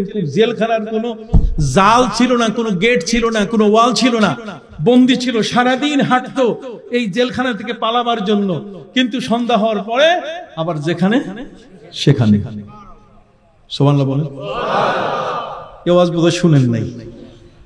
সম্মানিত সুধী বন্ধুরা আমার, হযরত নবী মুসা আলাইহিস সালাম তিনি নিজে এই 2 গোত্রের মানুষকে সাথে নিয়ে, যারা এই কথাটা ফাঁস করে নাই, তিনি ওই জায়গাটা দখল করা শুরু করলেন। দখল করতে করতে যখন আসর হওয়ার পরে সূর্য ডুবে গেল, তাও তিনি জায়গাটা দখল করতে পারছিলেন না জালেমদের হাত থেকে। তখন তিনি আল্লাহর কাছে বলছিলেন যে, আল্লাহ, আপনি একটু যদি সূর্যটা উঠাই দিয়া সময়টা একটু লম্বা করে দেন, তাহলে এটা সহজ। আল্লাহ তাআলা আর সূর্য ডুবান নাই, ডুবন্ত সূর্যকে উঠাই দিয়া বলছে, যতক্ষণ তুমি তোমার বাপ দাদার জমি দখল করতে পারবে না, নিতে পারবে না, ততক্ষণে সূর্য ডুববে না। ডুবন্ত সূর্য উঠাই দেওয়া হয়েছে। কথা কি বুঝতে পারছি? আমি আমার ভাইদের খেদমতে আরজ করতে চাই, এই পৃথিবীর মধ্যে আমার প্রিয় নবী হযরত মুহাম্মদুর রাসূলুল্লাহ सल्लल्लाहु अलैहि वसल्लम तेरे एमन वो पत्थरों के टुकड़ों को कलीमा पढ़ाना, इशारे से सूरज को वापस बुलाना, दरख्तों को अपना कदम पे झुकाना, ये हुकूमत नहीं है तो फिर और क्या है। সুবহানাল্লাহ বলেন। আবু জাহেলের হাতে বড়ই ছিল, নবীজি বলছেন পাথর। বড়ই থাকে নাই, বড়ই কি হয়ে গেছে? পাথর হয়ে গেছে। কথা বুঝতে পারছেন? যে সূর্যটি ডুবে গেছিল, আমার নবী সাল্লাল্লাহু আলাইহি সাল্লাম তিনি বলেছিলেন, সূর্য তুমি এখন আবার আসর হয়ে যাও। সুবহানাল্লাহ। সূর্য আবার কি হয়ে গেছে? আসর হয়েছে। হযরত নবী সুলাইমান আলাইহিস সালামকে আল্লাহ পাক রব্বুল আলামিন 4টা জিনিস নগদ পুরস্কার দিলেন ঘোড়াগুলোকে মারার জন্য। ঘোড়াগুলো তিনি হত্যা করেছেন, উদ্দেশ্য ছিল কার? আল্লাহকে কি সন্তুষ্ট করার। আল্লাহ তাআলা তাকে একটা দিয়ে দিলেন, কি? যে তোমাকে নাম খারিজের ব্যবস্থা করলাম, তার মানে কিয়ামতের ময়দানে তুমি আর আসামি হবে না। সুবহানাল্লাহ বলেন। দ্বিতীয় নম্বর হলো ঘোড়াগুলো মরে গেছে, জাতীয় ক্ষতি হয়েছে। পবিত্র কোরআন মাজিদে আল্লাহ বলে দিয়েছেন, ওয়ালি সুলাইমানার রিহা গুদুহা শাহরু ওয়া রাওয়াহুহা শাহর। আমি সুলাইমানের ঘোড়ার বদলে তাকে বাতাস, ইথার তরঙ্গ তার অনুগত করে দিলাম। আগে ঘোড়ায় করে চিঠি যাইতো এক জেলা থেকে আরেক জেলা, আর এখন এক জেলা থেকে আরেক জেলা নয়, পৃথিবীর এক প্রান্ত থেকে আরেক প্রান্ত। শুধু বল সেন্ড, খালি টোকা দিবে, সাথে সাথে ইমেল জিমেল, কতক্ষণ না, সাথে সাথে ইমেল জিমেল। এই যে আপনি বলার সাথে সাথে মোবাইলে একটু টোকা মারলেই চলে গেল আপনার প্রিয়জনের কাছে, আপনার ছেলের কাছে, আপনার স্ত্রীর কাছে, আপনার আপনজনের কাছে। বর্তমান সময়কালে অনলাইন কি কোন, তাই না? টোকা দেওয়ার সাথে সাথে যত ইথার তরঙ্গ, এই সব ইথার তরঙ্গ, তার মানে এই যে বাতাসের যে তরঙ্গগুলো, এটা হযরত নবী সুলাইমান আলাইহিস সালামকে আল্লাহ ওই সময় 4টা পুরস্কারের মধ্যে একটা দিয়েছেন, যে ঘোড়া লাগবে না, ঘোড়া ছাড়াও চিঠিপত্র পাঠানো যাবে। হাত তুলে বলেন সুবহানাল্লাহ। তৃতীয় নম্বর হলো ওয়াশায়াতিন কুল্লা বান্নাই ওয়া গাওয়াস। আল্লাহ পাক রব্বুল আলামিন হযরতে নবী সুলাইমান আলাইহিস সালামের জন্য তিনি জিন জাতিকে অনুগত করে দিলেন। তিনি জিনের বাদশা। জোরে বলুন, কিসের বাদশা? জিনের বাদশা। জিনের সব জিনগুলো এসে, তাদের লিডার গুলো এসে হযরত নবী সুলাইমানের কাছে বলছে, জাহাপনা, আপনি তো আমাদের লিডার, আপনি তো আমাদের সর্দার, আপনি তো আমাদের শাসক, আপনি আমাদেরকে হুকুম করেন। নবী সুলাইমান আলাইহিস সালাম বলছেন, এই তোমাদের মধ্যে কেউ ইঞ্জিনিয়ার আছে কিনা বলো। তখন হাত তুলছে, ইঞ্জিনিয়াররা হাত তুলছে। হযরত নবী সুলাইমান আলাইহিস সালাম বললেন, তোমরা আলাদা হয়ে যাও। আল্লাহ তাআলা বলছেন, আমি সুলাইমানকে জিন ইঞ্জিনিয়ার দিয়েছি। ওয়াশায়াতিন, শায়াতিন মানে শয়তানের বহুবচন, আর বান্না শব্দের অর্থ হচ্ছে ইঞ্জিনিয়ার। ওয়াশায়াতিন কুল্লা বান্না, তার মানে ইঞ্জিনিয়ার জিনগুলো আমি তার অনুগত করে দিলাম। হযরত নবী সুলাইমান আলাইহিস সালামের কাছে ইঞ্জিনিয়ার জিনগুলো দাঁড়াই বলছে, জাহাপনা হুকুম করেন। নবী সুলাইমান আলাইহিস সালাম বলেন, মাটি কাটো আর বাইতুল মুকাদ্দাস মসজিদে আকসা বানাও। এই জিন জাতি তখন মাটি কাটে আর বাইতুল মুকাদ্দাস বানানো শুরু করলো, এই মসজিদে আকসা। যেই মসজিদে আকসা আজকে ভেঙে দেওয়ার ষড়যন্ত্র শুরু হয়েছে, নাউযুবিল্লাহি মিন যালিক। সারা পৃথিবী গর্জে উঠবে, পৃথিবীর মুসলমান তার দেশে থাকবে না, তারা ছুটে যাবে ওই ফিলিস্তিনে, সেখানে কখনো তাদের কিবলাকে ভাঙতে দিবে না। কথা কি বুঝতে পারছেন? সম্মানিত সুধী, নবী সুলাইমান আলাইহিস সালাম তিনি জিন ইঞ্জিনিয়ারদের বললেন, ইঞ্জিনিয়ার জিনরা, তোমরা বাইতুল মুকাদ্দাস মসজিদে আকসা বানাও। ওরা মসজিদে আকসা বানানো শুরু করলো। এই আকসা মসজিদ তৈরি করার আর মাত্র 1 বছর বাকি। 1 বছর পার হলে পরে মসজিদ তারা হ্যান্ড ওভার করবে, জিনগুলোর নবী সুলাইমানের হাতে বুঝিয়ে দিবে। কিন্তু 1 বছর আগে আল্লাহ তাআলা হযরত নবী সুলাইমানের কাছে বার্তা পাঠালেন যে তোমার মৃত্যুর সময় এসে গেছে, আজকেই তোমার মৃত্যু হবে। নবী সুলাইমান আলাইহিস সালাম বলেন, মাবুদ, আমার তো মসজিদ হয় নাই, এখন 1 বছর কাজ বাকি। 1 বছরের টাইলস, এর ফিনিশিং, কথা বল না, এর সবকিছু শেষ করতে বাকি কত? আর এখন যদি আমাকে মৃত্যু দেন তাহলে এই ঘরখানা তো হবে না। জিন এগুলো শয়তান, আর এই শয়তানগুলো, এগুলোকে আপনি নিজেই শয়তান বলেছেন। অতএব যখনই দেখবে যে আমি মাটিতে পড়ে গেছি, লাশ, আমি মারা গেছি, তখন ওরা হাত মুখ ধুইয়া সব পালায়ে যাবে। অতএব মসজিদ হবে না। আল্লাহ বলছেন মসজিদ হবে না মানে? হযরতে নবী সুলাইমান আলাইহিস সালাম তিনি আল্লাহর কাছে বললেন, মাবুদ, আপনি আমার যখন মৃত্যু দিবেন, আপনার আইনকে আমি নষ্ট করতে চাই না, আপনার বিধান ঠিক থাকুক, আপনি আমার উপরে কার্যকর করেন। কিন্তু আমার ইচ্ছা, মরার পরও আমি এই ঘরটা করে যাব, মসজিদে আকসা, বাইতুল মুকাদ্দাস, এটা আমি মরার পরেও করে যেতে চাই। আল্লাহ পাক রব্বুল আলামিন বললেন, সুলাইমান, কি করে তুমি এটা করবে? এটা সম্ভব কি করে? তুমি মরে গেলে তো তোমার মাটিতে দাফন হয়ে যাবে, তুমি এই ঘরখানা করবে কেমনে? হযরত নবী সুলাইমান বলেন যে আল্লাহ, আপনি তো সব আশাই পূরণ করলেন, কতক্ষণ চার্জশিট থেকে নাম কাটাই দিলেন, জাতীয় বদনাম থেকে আমাকে বাঁচাইলেন, সুবহানাল্লাহ বলেন না, জাতির মুখে সমালোচনা সেটা থেকে আপনি আমাকে কি করলেন, বাঁচালেন। এখন এইটা 1 বছর বাকি আছে, যদি আমি মারাই যাই তাহলে মরে গেলে পরে বাকি কি হবে, ঘর তো হবে না, কিন্তু আমি চাচ্ছি যে আমি ঘরখানা মরার পরও আমি করে যাব। আল্লাহ বলছেন কি করে? নবী সুলাইমান বলছেন জানি না, আপনি জানেন। ফাআলুল লিমা ইউরিদ, কতক্ষণ না, আপনি জানেন, যা ইচ্ছা আপনি তাই করেন, অতএব আপনি জানেন। আল্লাহ বলছেন যখন আমার উপরে ছাইরা দিয়েছো তুমি, যখন তুমি আমার হয়ে গেছো, তখন আমি তো তোমার। মান কানা লিল্লাহ কানা আল্লাহু লাহ, যে আমার হয়ে যায় আমি কি তার হয়ে যাই।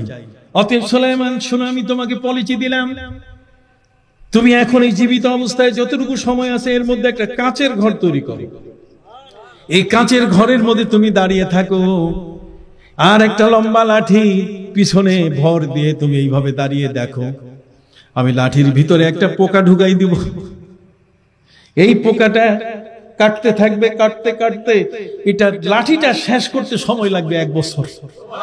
অতএব ওই 1 বছর পর্যন্ত তুমি দাঁড়ায় থাকবা, মরার পরও দাঁড়ায় থাকবা। আর জিনের ইঞ্জিনিয়াররা তারা মনে করে স্যার তো দেখতেছে, দেখছেন আল্লাহর পলিসি কত চমৎকার, সুবহানাল্লাহ বলেন না কেন?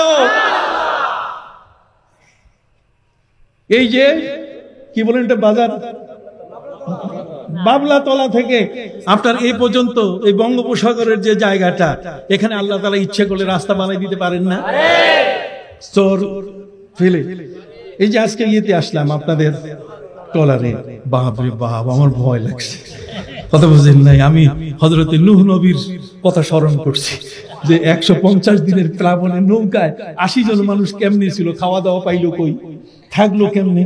আর ওয়াহিয়া তাজরি বিহিম ফি মাউজিন কাল জিবাল, এক একটা ঢেউ হিমালয় পর্বতের মতো উঁচু হয়ে আছাড় খেয়ে পড়তো। আর এখানে ডাইন বাম 5 জনে আমার চেয়ার ধরে আমাকে ধরে রাখছে যাতে আমি উল্টাই না পড়ি। আমি খালি পড়তেই আছি মনে মনে, বিসমিল্লাহি মাজরিহা ওয়া মুরসাহা ইন্না রাব্বি লাগাফুরুর রহিম। সুবহানাল্লাহ বলেন। বিসমিল্লাহি মাজরিহা ওয়া মুরসাহা, ইমালা মাজরিহা ওয়া মুরসাহা ইন্না রাব্বি লাগাফুরুর রহিম।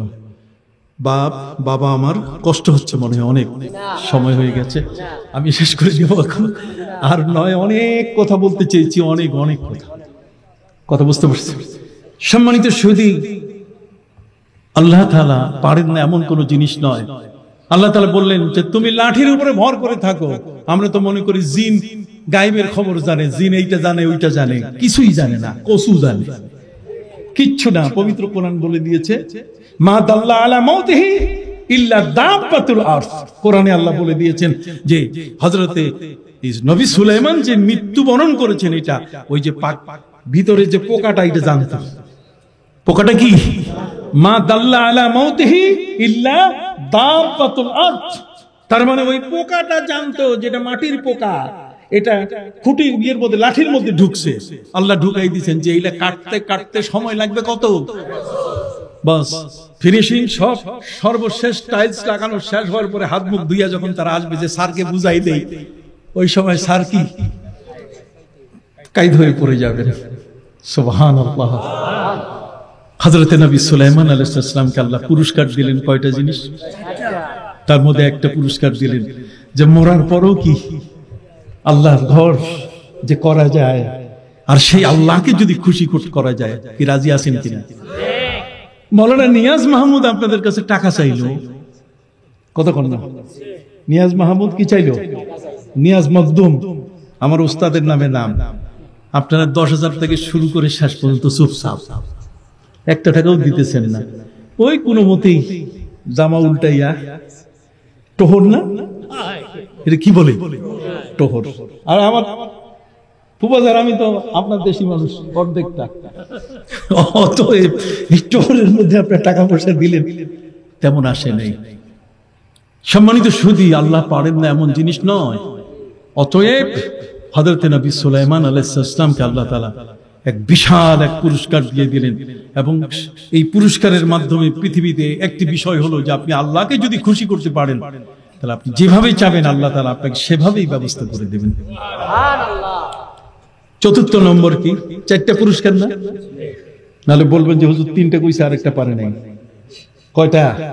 4টা। চতুর্থ পুরস্কার যেটা, এই চতুর্থ পুরস্কার হলো গাওয়াস ওয়াশায়াতিন কুল্লা বান্নাইন ওয়া গাওয়াস। গাওয়াস মানে সমুদ্রে যে ডুব দেয়, ডুবুরি। কথা বুঝেন না? সমুদ্রের ডুবুরি। এই জিন জাতির মধ্যে যেই জিনগুলো সমুদ্রের মধ্যে ডুবায়, জিন জাতি কিন্তু সমুদ্রের মধ্যে কি ডুবায়, ডুবাবার পরে সমুদ্রের নিচ থেকে মণিমুক্তা বের করে। আপনি এই যে মুক্তা তৈরি হয় কেমনে বলতে পারেন? এই দেখেন, আমি একজন মৌলভী সাহেব, কোরআন হাদিস পড়া মানুষ, আমার প্রিয় নবী সাল্লাল্লাহু আলাইহি ওয়াসাল্লাম তিনি বলেছেন ইজা মুতিরাতিস সামা তাফাত্তাহাতিল আসদাব। নবী করিম সাল্লাল্লাহু আলাইহি ওয়াসাল্লাম বলেছেন আকাশের প্রথম বৃষ্টিটা যখন পুরো সমুদ্রের উপরে পড়ে তখন এই আবহাওয়াটা পেয়ে নিচের সব পড়ে থাকা ঝিনুকগুলো উপরে উঠে মুখ হা করে থাকে। বৃষ্টির ফোঁটা মুখে পড়ার সাথে সাথে মুখ বন্ধ করে আবার সমুদ্রের তলে চলে যায়, আর সেখান থেকে মুক্তা তৈরি হয়। সুবহানাল্লাহ বলে। ইজা মুতিরাতিস সামা, যখন আকাশের বৃষ্টি হয়, কতক্ষণ না আকাশের কি বৃষ্টি হয়। তাফাত্তাহাতিল আসদাব, আসদাব মানে ঝিনুক। সাদাফুন শব্দের অর্থ ঝিনুক, এর বহুবচন হচ্ছে আসদাব। আসদাব শব্দের অর্থ ঝিনুক। তাফাত্তাহাত মানে মুখ হা করে থাকে। বৃষ্টির ফোঁটা মুখে পড়লে সেই ফোঁটাটা কোথায় নিয়ে যায়? সমুদ্রের তলদেশে। অতএব সেই সমুদ্রের তলদেশে পড়ে থাকা মণিমুক্তা, এটাকে উঠাবার জন্য আল্লাহ তাআলা নবী সুলাইমান আলাইহিস সালামকে জিন জাতি দিয়ে দিলেন। নবী সুলাইমান সব এই ডুবুরি জিনগুলোকে হাজির করে বললেন যে এখন ডুব দাও বঙ্গোপসাগর সাগর পারের সামনে সহ। কতক্ষণ না? এই যে সাগর পার বাজার, এর সামনে যে বঙ্গোপসাগর, এটা সহ আটলান্টিক, ভূমধ্য সাগর, কতক্ষণ না পৃথিবীর যত সাগর আছে সব সাগরের যত মণিমুক্তা সব উঠাও। জিন জাতি সবগুলো উঠাইলো। নবী সুলাইমান আলাইহিস সালামকে তারা বললো যে এটা রাখবো কোথায়? কয়টা রাখবা আমার বাড়ির সামনে, সিংহাসনের সামনে, যাতে কেউ মনে না করে যে এটা মৌলবী, বরং মনে করে মণিমুক্তার মালিক। কতক্ষণ না? আসসালামু আলাইকুম, আমাদেরকে টুপিওয়ালা এরকম কিছু দেখলে বলতো মিয়া এটা হুজুর, এটা কি জানে? কতক্ষণ না মৌলবী পাইলেই মাথায় টুপি দেখলে মনে যে টুপি দিছে, আবার মাথার চুল ঢাকছে। বেটা জানো না জ্ঞানগুলো ঢাকে রাখছে টুপি দিয়া, এটা বাইর করলে খবর আছে। কথা বুঝতে পারছেন? সম্মানিত সুধী, যত ডুবুরি আছে জিন, এই সমস্ত জিনগুলোকে তিনি আদেশ দিলেন কি করো, মণিমুক্ত উঠাও।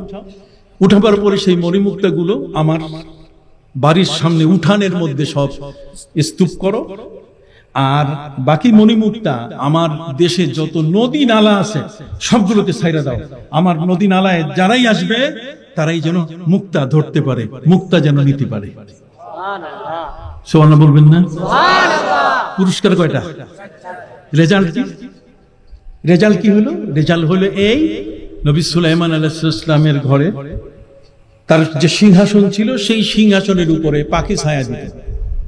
কিন্তু একসময় নবী সুলাইমান আলাইহিস সালাম দেখলেন যে একটা পাখি তার জায়গায় নাই। সূর্যের আলো পড়তেছে সিংহাসনে। ও তাফাক্কাদাত তায়রা, তিনি চোখ ঘুরাইয়া ঘুরাইয়া, তাফাক্কুদ শব্দের অর্থ হারিয়ে যাওয়া, ফাক ও তাফাক্কাদাত তায়রা, তিনি চোখ ঘুরিয়ে ঘুরিয়ে দেখতেছেন কোন জায়গা থেকে পালায় গেল। ফাকালা মালিয়া লা আরাল হুদহুদ, আমি তো হুদহুদকে দেখতে পাচ্ছি না। আম কানা মিনাল গায়বিন, সে মনে হয় নাই, উইদাউট পারমিশন সে স্টেশন লিভ করেছে, সে আমার এই সিংহাসনের ছায়া দেওয়ার দায়িত্ব অনুমতি ছাড়া সে চলে গেছে অন্য জায়গায়। অতএব এবার আসুক, এবার যদি আসে তাহলে আমি তাহলে 3টা শাস্তি দিব। কয়টা? আপনারা সবাই বলতেছেন না? আমি তো দেখতেছি খুব জিন্দা মানুষ বসে আছে। কয়টা? 3টা। সেই 3টার মধ্যে আম কানা মিনাল গায়বিন, কথা বুঝে গেছে? একটা হলো যে সে অনুপস্থিত, অতএব ফাউআযিবান্নাহু আযাবান শাদীদা, যদি সে কারণ দর্শাইতে না পারে তাহলে চাকরি ফায়ার করে দিব, না চাকরি নট ডিসমিস। লাউআযিবান্নাহু আযাবান শাদীদা। তার মানে আমি তাকে শাস্তি দিব, আউলা আযবাহান্নাহু, নাহলে তাকে আমি জবাই করে তাকে শেষ করব, তার চাকরি নট করে দিব, আউলা ইয়াতিয়ান্নি বিসুলতানিম মুবিন, অথবা সে আমার কাছে উপযুক্ত কারণ দর্শাবে। আত্মপক্ষ সমর্থন। এই জন্য সারা পৃথিবীর সমস্ত স্কুল, মাদ্রাসা, কলেজ, বিশ্ববিদ্যালয়, পৃথিবীর সমস্ত আদালতে তিনটা জিনিস আছে। কয়টা? তিনটা জিনিস। একটা হচ্ছে সে যদি প্রমাণ উপস্থিত করতে না পারে তাহলে তার চাকরি ডিসমিস হয়ে যাবে, আর যদি সেখানে কোনো কারণে প্রমাণ উপস্থিত করতে পারে ভালো কথা, তাকে আত্মপক্ষ সমর্থনের সুযোগ দেওয়া হবে। ফামাকাসা গায়রা বাঈদিন, অল্প সময়ের মধ্যে উড়াল দিয়ে ওই হুদহুদ এসে বসা শুরু করলো। হযরত নবী সুলাইমান বলছেন, নো, বসতে পারবে না, কাম হিয়ার, আমার কাছে আসো। হুদহুদ তার কাছে আসছে। নবী সুলাইমান আলাইহিস সালাম জিজ্ঞেস করলেন, তুমি স্টেশন লিভ করেছো, তার না বলে তুমি চলে গেছো। আছে না অনেক শিক্ষক প্রিন্সিপাল সাহেবকে না কইয়া চলে যায়, উনি নেতা মানুষ, ওনারে কইলে প্রিন্সিপালের চাকরি শেষ। কত কত। হযরত নবী সুলাইমান আলাইহিস সালাম তিনি হুদহুদকে জিজ্ঞেস করলেন, তুমি না বলে ছায়া দেওয়া অবস্থা থেকে তুমি সরে চলে গেছো, অতএব তোমার শাস্তি হবে, তুমি উপযুক্ত কারণ দর্শাও। তখন এই হুদহুদ নবী সুলাইমানকে বলছেন, হুজুর, আমি আমার এই ছায়া দান করা অবস্থায় দেখলাম আকাশের একটা হুদহুদ, ও আমারে ডাকতেছে। তা আমি ওর দিকে তাকালাম, ও আমাকে বলতেছে যে শোনো, পাসপোর্ট লাগবে না। কি লাগবে না? পাসপোর্ট লাগবে না, তোমাকে আমি সাবা দেশে নিয়ে যাব। সাবা দেশ, সেখানে বহু কিছু দেখার জিনিস আছে। আমি ওর বিনা পাসপোর্টে যাওয়া যায় এই লোভে আমি তার সাথে উড়াল দিয়ে সাবা দেশে গেছি। সুবহানাল্লাহ বলেন। নবী সুলাইমান বলছেন, সাবা দেশে গেছো, কি দেখছো? সেখানে শাসককে, সেখানে একজন মহিলা, একজন নারী দেশ শাসন করতেছে। নবী সুলাইমান আলাইহিস সালাম বলেন, মহিলা মানুষ, মাইয়া মানুষ দেশ শাসন করে, এটা কিভাবে হয়? তাহলে সেই মহিলা, তার ধর্ম কি? যখন হুদহুদ বলল তার ধর্ম হচ্ছে সূর্যের পূজা করে। কথা বল না? ওয়ালাহা আরশুন আযীম, তার বিশাল সিংহাসন। নবী সুলাইমান আলাইহিস সালাম বললেন, তার বিশাল সিংহাসন, তুমি এই কথা বললে, তাহলে চিঠি লিখে দিলাম তোমাকে, যাও ওই মহিলার কাছে চিঠি দিয়ে উত্তর নিয়ে আসো। হযরত নবী সুলাইমান আলাইহিস সালাম তিনি এবার একটা হুদহুদ পাখিকে ডাক পিয়ন বানালেন। এই পৃথিবীর ডাক বিভাগ জন্ম হলো। এই যে ডাকে যে কথাবার্তা বলা যায়, চিঠি পাঠানো যায়, এটা শুরু হলো নবী সুলাইমানের এই হুদহুদ পাখি দিয়ে। তিনি বললেন, তুমি আমার এই চিঠিটা নাও, ইজহাব, এটা তুমি নাও, আমার এই চিঠিটা নিয়ে তুমি সেই তোমার সেই রানীর কাছে যাও, যাওয়ার পরে তার কাছে দিয়ে তুমি উত্তর নিয়ে আসো। সানানজুর আসাদাকতা আম কুনতা মিনাল কাযিবিন, আমি দেখব তুমি সত্য রিপোর্ট করেছো না মিথ্যা। হুদহুদ পাখি উড়াল দিয়ে ঠোঁটের মধ্যে চিঠি নিয়ে যখন বিলকিস রানীর দেশ সাবা দেশে গেছে, যাওয়ার পরে বিলকিস রানীর ওই মুহূর্তে দ্বিপ্রহর, তখন সে মধ্যাহ্ন ভোজন, দুপুরের লাঞ্চ করে সে রেস্ট নিতেছে, একটু তন্দ্রা তন্দ্রা ভাব, গেট বন্ধ, পাখি ভেন্টিলেটর দিয়ে ঢুকে সিঁড়িটা সহ তার বুকের উপরে দিয়া এরপর ভেন্টিলেটরে বসে মাথা বাঁকাইয়া দেখতেছে কি হচ্ছে। সাথে সাথে এই রানী বিলকিস বুকে চিঠি পড়ার সাথে সাথে সে জেগে উঠল। হাতে দেখে লেখা আছে, ইন্নাহু মিন সুলাইমানা ইন্নাহু বিসমিল্লাহির রহমানির রহিম, আল্লাহ তাআলা আলাইয়া ওয়া আতুনি মুসলিমিন। চিঠিতে তিনি লিখলেন যেটা সুলাইমানের পক্ষ থেকে, অর্থাৎ ফ্রম সুলাইমান। কথা বুঝতে পারছেন? অতএব সে আল্লাহর নামে শুরু করেছে, অতএব মুসলমান হয়ে তুমি আমার কাছে আসো। চিঠিটা পাওয়ার পরে সে সভা ডাকলো, মন্ত্রী পরিষদ সহ সব ধরনের ব্যাটালিয়ন, আকাশ বাহিনী, বিমান বাহিনী, কতক্ষণ না, তারপরে সেনাবাহিনী, তারপরে নৌবাহিনী, সবগুলোকে ডেকে বলছে, এই চিঠি, আমি কারোর সাথে প্রেম করি নাই, কারোর সাথে আমার ভালোবাসা নাই, এই চিঠি আসলো কি করে আমার? সে আমাকে মুসলমান হয়ে যেতে বলছে সুলাইমান নামের একজন ব্যক্তি। তখন তার সৈন্যরা বলল, নাহনু উলু কুওয়াতিন ওয়া উলু বাসিন শাদীদ, আমরা বিশাল প্রচন্ড শক্তির অধিকারী, আমাদের কাছে প্যাট্রিয়ট আছে, আমাদের কাছে ড্রোন বোমা আছে, সব আছে। কাজী সুলাইমানের কাছে আত্মসমর্পণ করা যাবে না। একটা হতে পারে যে আমরা বিকল্প যুদ্ধ ঘোষণা করতে পারি, তো কিছু তো বয়স্ক মানুষ বুদ্ধিমান আছে, তারা বলছে সব কাজে ফাইজলামি করা ঠিক না, কতক্ষণ না, সবটাতে ফাইজলামি করা কি ঠিক না, বরং তাকে পরীক্ষা করা হোক, যে পাঠাইছে তিনি সুলাইমান, উনি নবী না উনি চান্দাবাজ, কতক্ষণ না। উনি যদি চান্দাবাজ হয়ে থাকে তাহলে চান্দা নিবে। অতএব কিছু মণিমুক্তা সুন্দর করে আমরা বিয়ের আসরে আমরা যখন দেই হাদিয়া, কি কোন ঠিক কিনা, তখন আমরা কি করি, সুন্দর করে আমরা এটা লেপাইয়া দেই কিনা। 2-3টা মণিমুক্তা দিয়ে পাঠাই দিছে নবী সুলাইমানের কাছে। একজন অশ্বারোহী ব্যক্তি সেখানে এসে বলছে, আসসালামু আলাইকুম। ওয়া আলাইকুম আসসালাম। আপনি চিঠি দিয়েছেন, চিঠির জবাব, বিলকিস রানী সাবা রাষ্ট্রের প্রধান আপনার সম্মানে 3টি মণিমুক্তা পাঠিয়েছে। উনি সাথে সাথে মণিমুক্তা ছুড়ে দিয়ে বলছে, খবরদার, কিসের মণিমুক্তা? তোমার 3টা মণিমুক্তার জন্য আমি কি বসে আছি? আমার দেখো, আমার বাড়ির উঠানের মধ্যে কত লক্ষ লক্ষ মণিমুক্তা, আমার নদী নালাগুলোর মধ্যে মণিমুক্তা ভাসে। সুবহানাল্লাহ বলেন না? দেখছেন কোন জায়গা থেকে ইতিহাস কোন দিকে যাচ্ছে। সুবহানাল্লাহ বলেন। সম্মানিত সুধী, নবী সুলাইমান আলাইহিস সালাম বললেন, যাও দেখো। ও তো দেখেই আশ্চর্য, অবাক হয়ে গেছে, ওর চোখ কপালে উঠছে। চোখ উঠছে কি? কপালে উঠছে। হেড মাথা হয়ে গেছে। হেড মানে মাথা, মাথা মানে কি? হেড। আমরা তো বলি হেড কি হয়ে গেছে? মাথা হয়ে গেছে। চোখ কপালে উঠছে। তো চক্ষু কপালে উঠছে, ঠিক এমন একটি অবস্থা, সে এখন ছাইরা দে মা কাইন্দা বাসি, কতক্ষণ না, ছাইরা দে মা কাইন্দা বাসি, যাতে তাড়াতাড়ি এখান থেকে যাওয়া যায়। তাড়াতাড়ি ফিরে তার বিলকিস রানীকে বলছে, ম্যাডাম অবস্থা ভালো না, উনি চান্দাবাজ না, উনি একটাও নেনি, ওনার মণিমুক্তার অভাব নাই, লক্ষ লক্ষ কোটি কোটি মণিমুক্তা ওনার বাড়ির উঠানে, ওনার নদী নদ নালাগুলোর মধ্যে মণিমুক্তা ভাসে, আপনি 3টা পাঠাইছেন কোন চিন্তায়? উনি আপনাকে যাইতে বলছে, যুদ্ধ করে পারা যাবে না, উনি একজন নবী।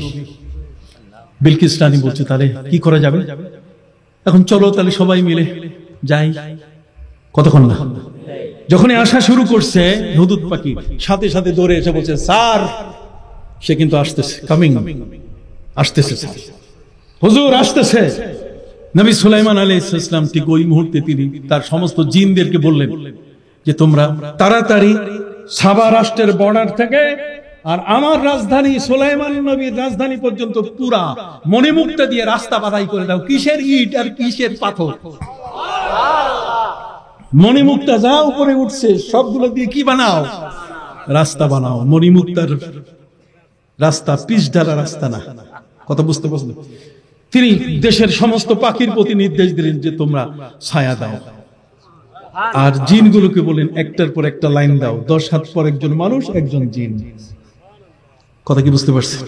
সম্মানিত সুধী, বিলকিস রানী তার দেশ ছেড়ে ফকিন্নির দেশ, কিচ্ছু নাই, মাটি ছাড়া, কতক্ষণ না, কিচ্ছু নাই, কি মাটি ছাড়া, এখানে এসে পা দিয়ে দেখে, ওরে বাবা, মণিমুক্ত পায়ের নিচে বিশাল road, expressway, grand trunk road, বিশাল বড় রোড, সোজা নাক বরাবর, ডাইন বাম নাই, খালি আলাতুল সোজাসুজি, কতক্ষণ সিধা সিধা।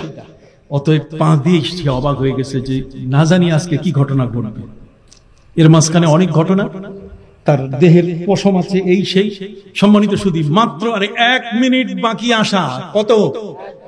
নবী সুলাইমান আলাইহিস সালাম ওই মুহূর্তে সভা ডেকে তিনি তাদেরকে বললেন যে আমি এখন চাচ্ছি যে আমার এই রাজধানী থেকে তার রাজধানীর দূরত্ব হলো 2500 কিলোমিটার দূর। অতএব 2500 কিলোমিটার দূরে তার যে সিংহাসন আছে,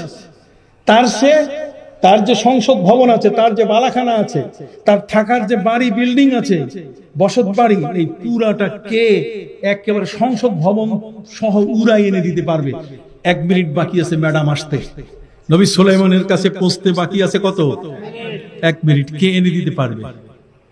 সবার মধ্যে একজন ভূত বসা ছিল। কি? দেও, ভূত, পেতনি, জানেন কিনা? আহা, কথা বলে না।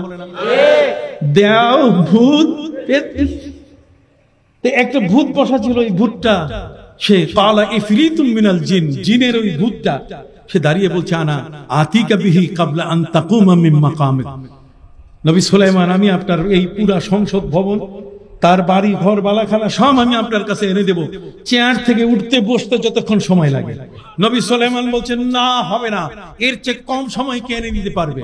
ক্বালা ক্বালাল্লাযী ইনদাহু ইলমুম মিনাল কিতাব, তার পাশে একজন আল্লাহর ওলি, একজন দরবেশ বসা ছিলেন। তিনি বললেন, আনা আতিকা বিহি কাবলা আন ইয়ারতাদ্দা ইলাইকা তারফুক, আপনার চোখের পলক মারতে যতক্ষণ সময় লাগবে তার আগে আমি এনে দেব। فلما رآه مستقرا قال هذا من فضل ربي, চোখের পলকে বিলকিস রানীর সব হাজির হয়ে গেল। এখনো 30 সেকেন্ড কি বাকি, সব জায়গা মতো জিন বসাই দিয়ে দিল পুরা। অর্থাৎ নবী সুলাইমান আলাইহিস সালামের দরবারে যে দরবেশ ছিলেন, দরবেশ হুকুম করার সাথে সাথে সব উড়ে চলে আসছে। সম্মানিত শুধু তোমরা বলো যে শাহজালাল ইয়েমেনি একটা জায়নামাজে 360 জন বসাইয়া সেই সুরমা নদী পার করাইতে পারে নাই। তোমরা বলো হযরতে শামাকদুম রূপস ডাইন পায়ের জুতা হরম তিনি পদ্মা নদীতে মারার পরে ওই পদ্মা আগাতে পারে নাই। এগুলো ভাওতাবাজি কথাবার্তা, দুষ্ট দুরাচার। খবরদার, আল্লাহর ওলিদের সম্পর্কে তোমরা এমন কথা বলবে না। আল্লাহর ওলিদের ক্ষমতা অনেক বড়।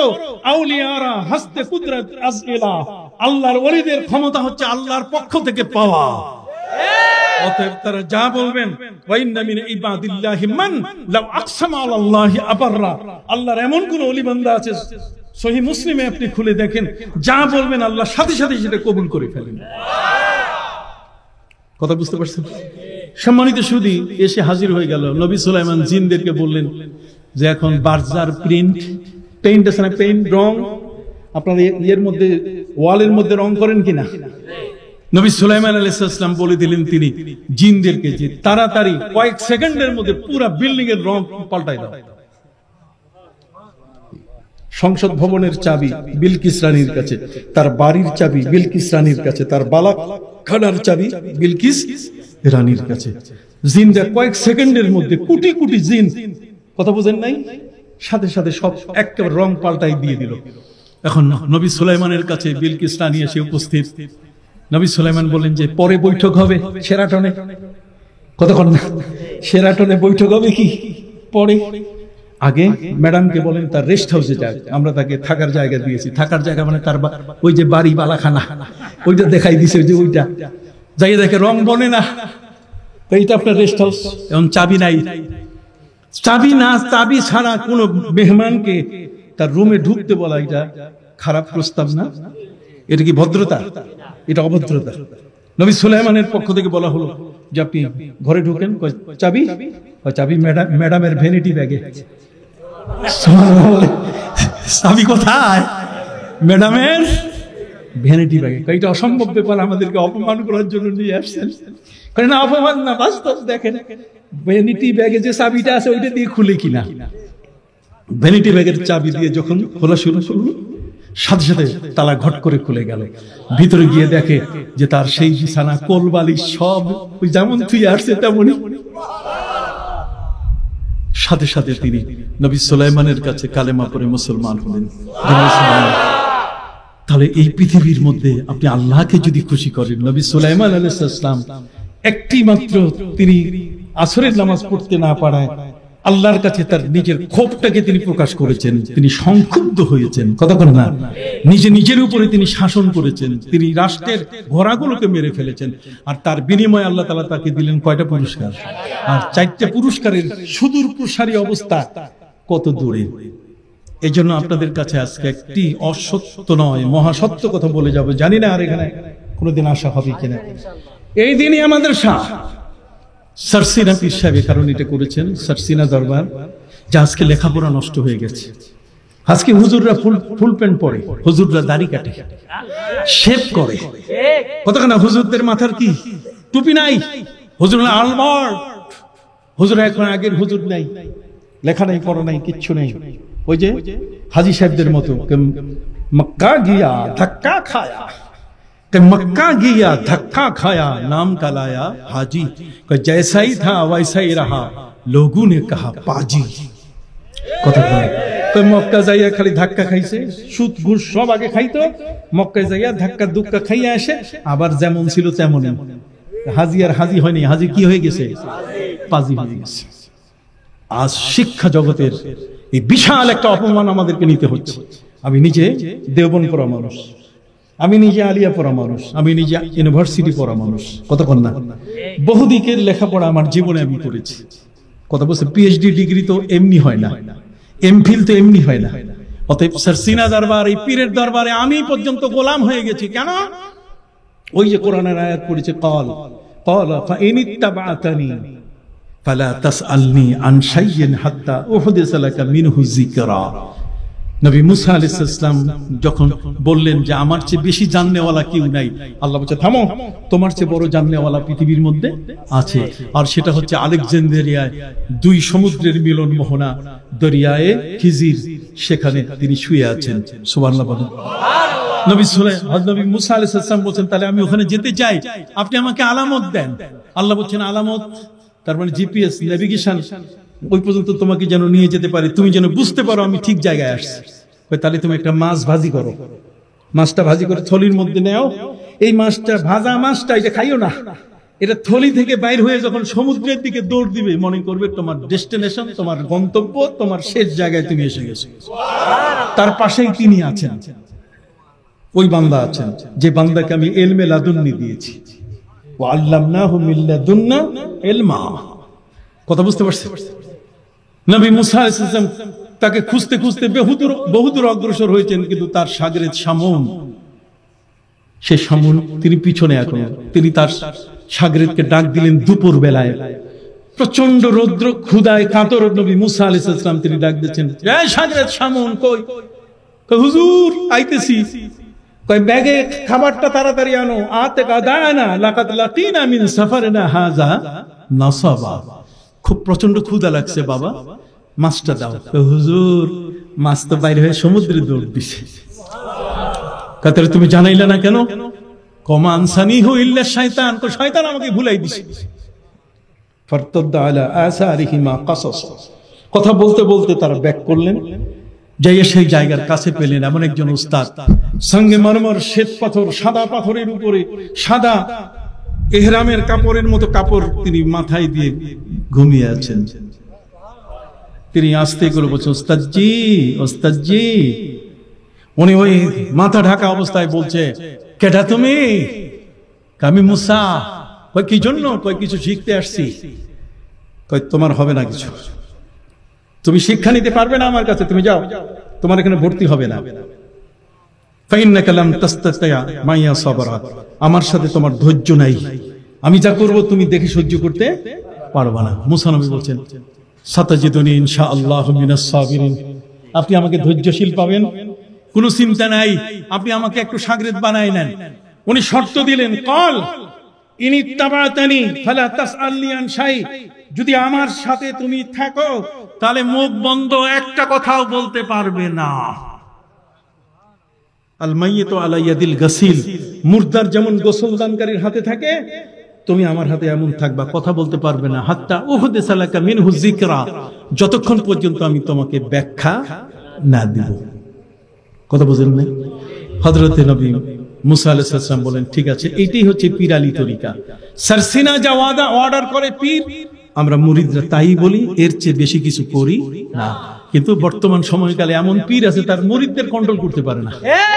পীর কয় এক কথা, মুরিদ কয় কি আরেক কথা। পীর ঘোষণা দেয় একটা, মুরিদ ঘোষণা দেয় আরেকটা। পীর যেটা বলে নাই মুরিদ বলে সেটা। কথা বুঝতে পারছেন? সারসিনা আপনি এটা পাবেন না। এই জন্য মিলাদ, কিয়াম, নবীর প্রেম ভালোবাসা, কোরআন হাদিসের সহি আলাপ আলোচনা, কিতাব দর্শন সবকিছু এই দিনিয়া মাদ্রাসায় আলহামদুলিল্লাহ প্রায় ২৫০০ মাদ্রাসা সারা বাংলাদেশে প্রতিষ্ঠিত হয়ে গেছে। অতএব এই মাদ্রাসাগুলোকে আমরা জাগিয়ে তুলতে চাই। আপনারা রাজি আছেন কিনা? জোরে বলেন, জাগিয়ে তুলতে চাই, রাজি আছেন কিনা? হাত নামান। অনেক আলোচনা আজকের এ পর্যন্ত।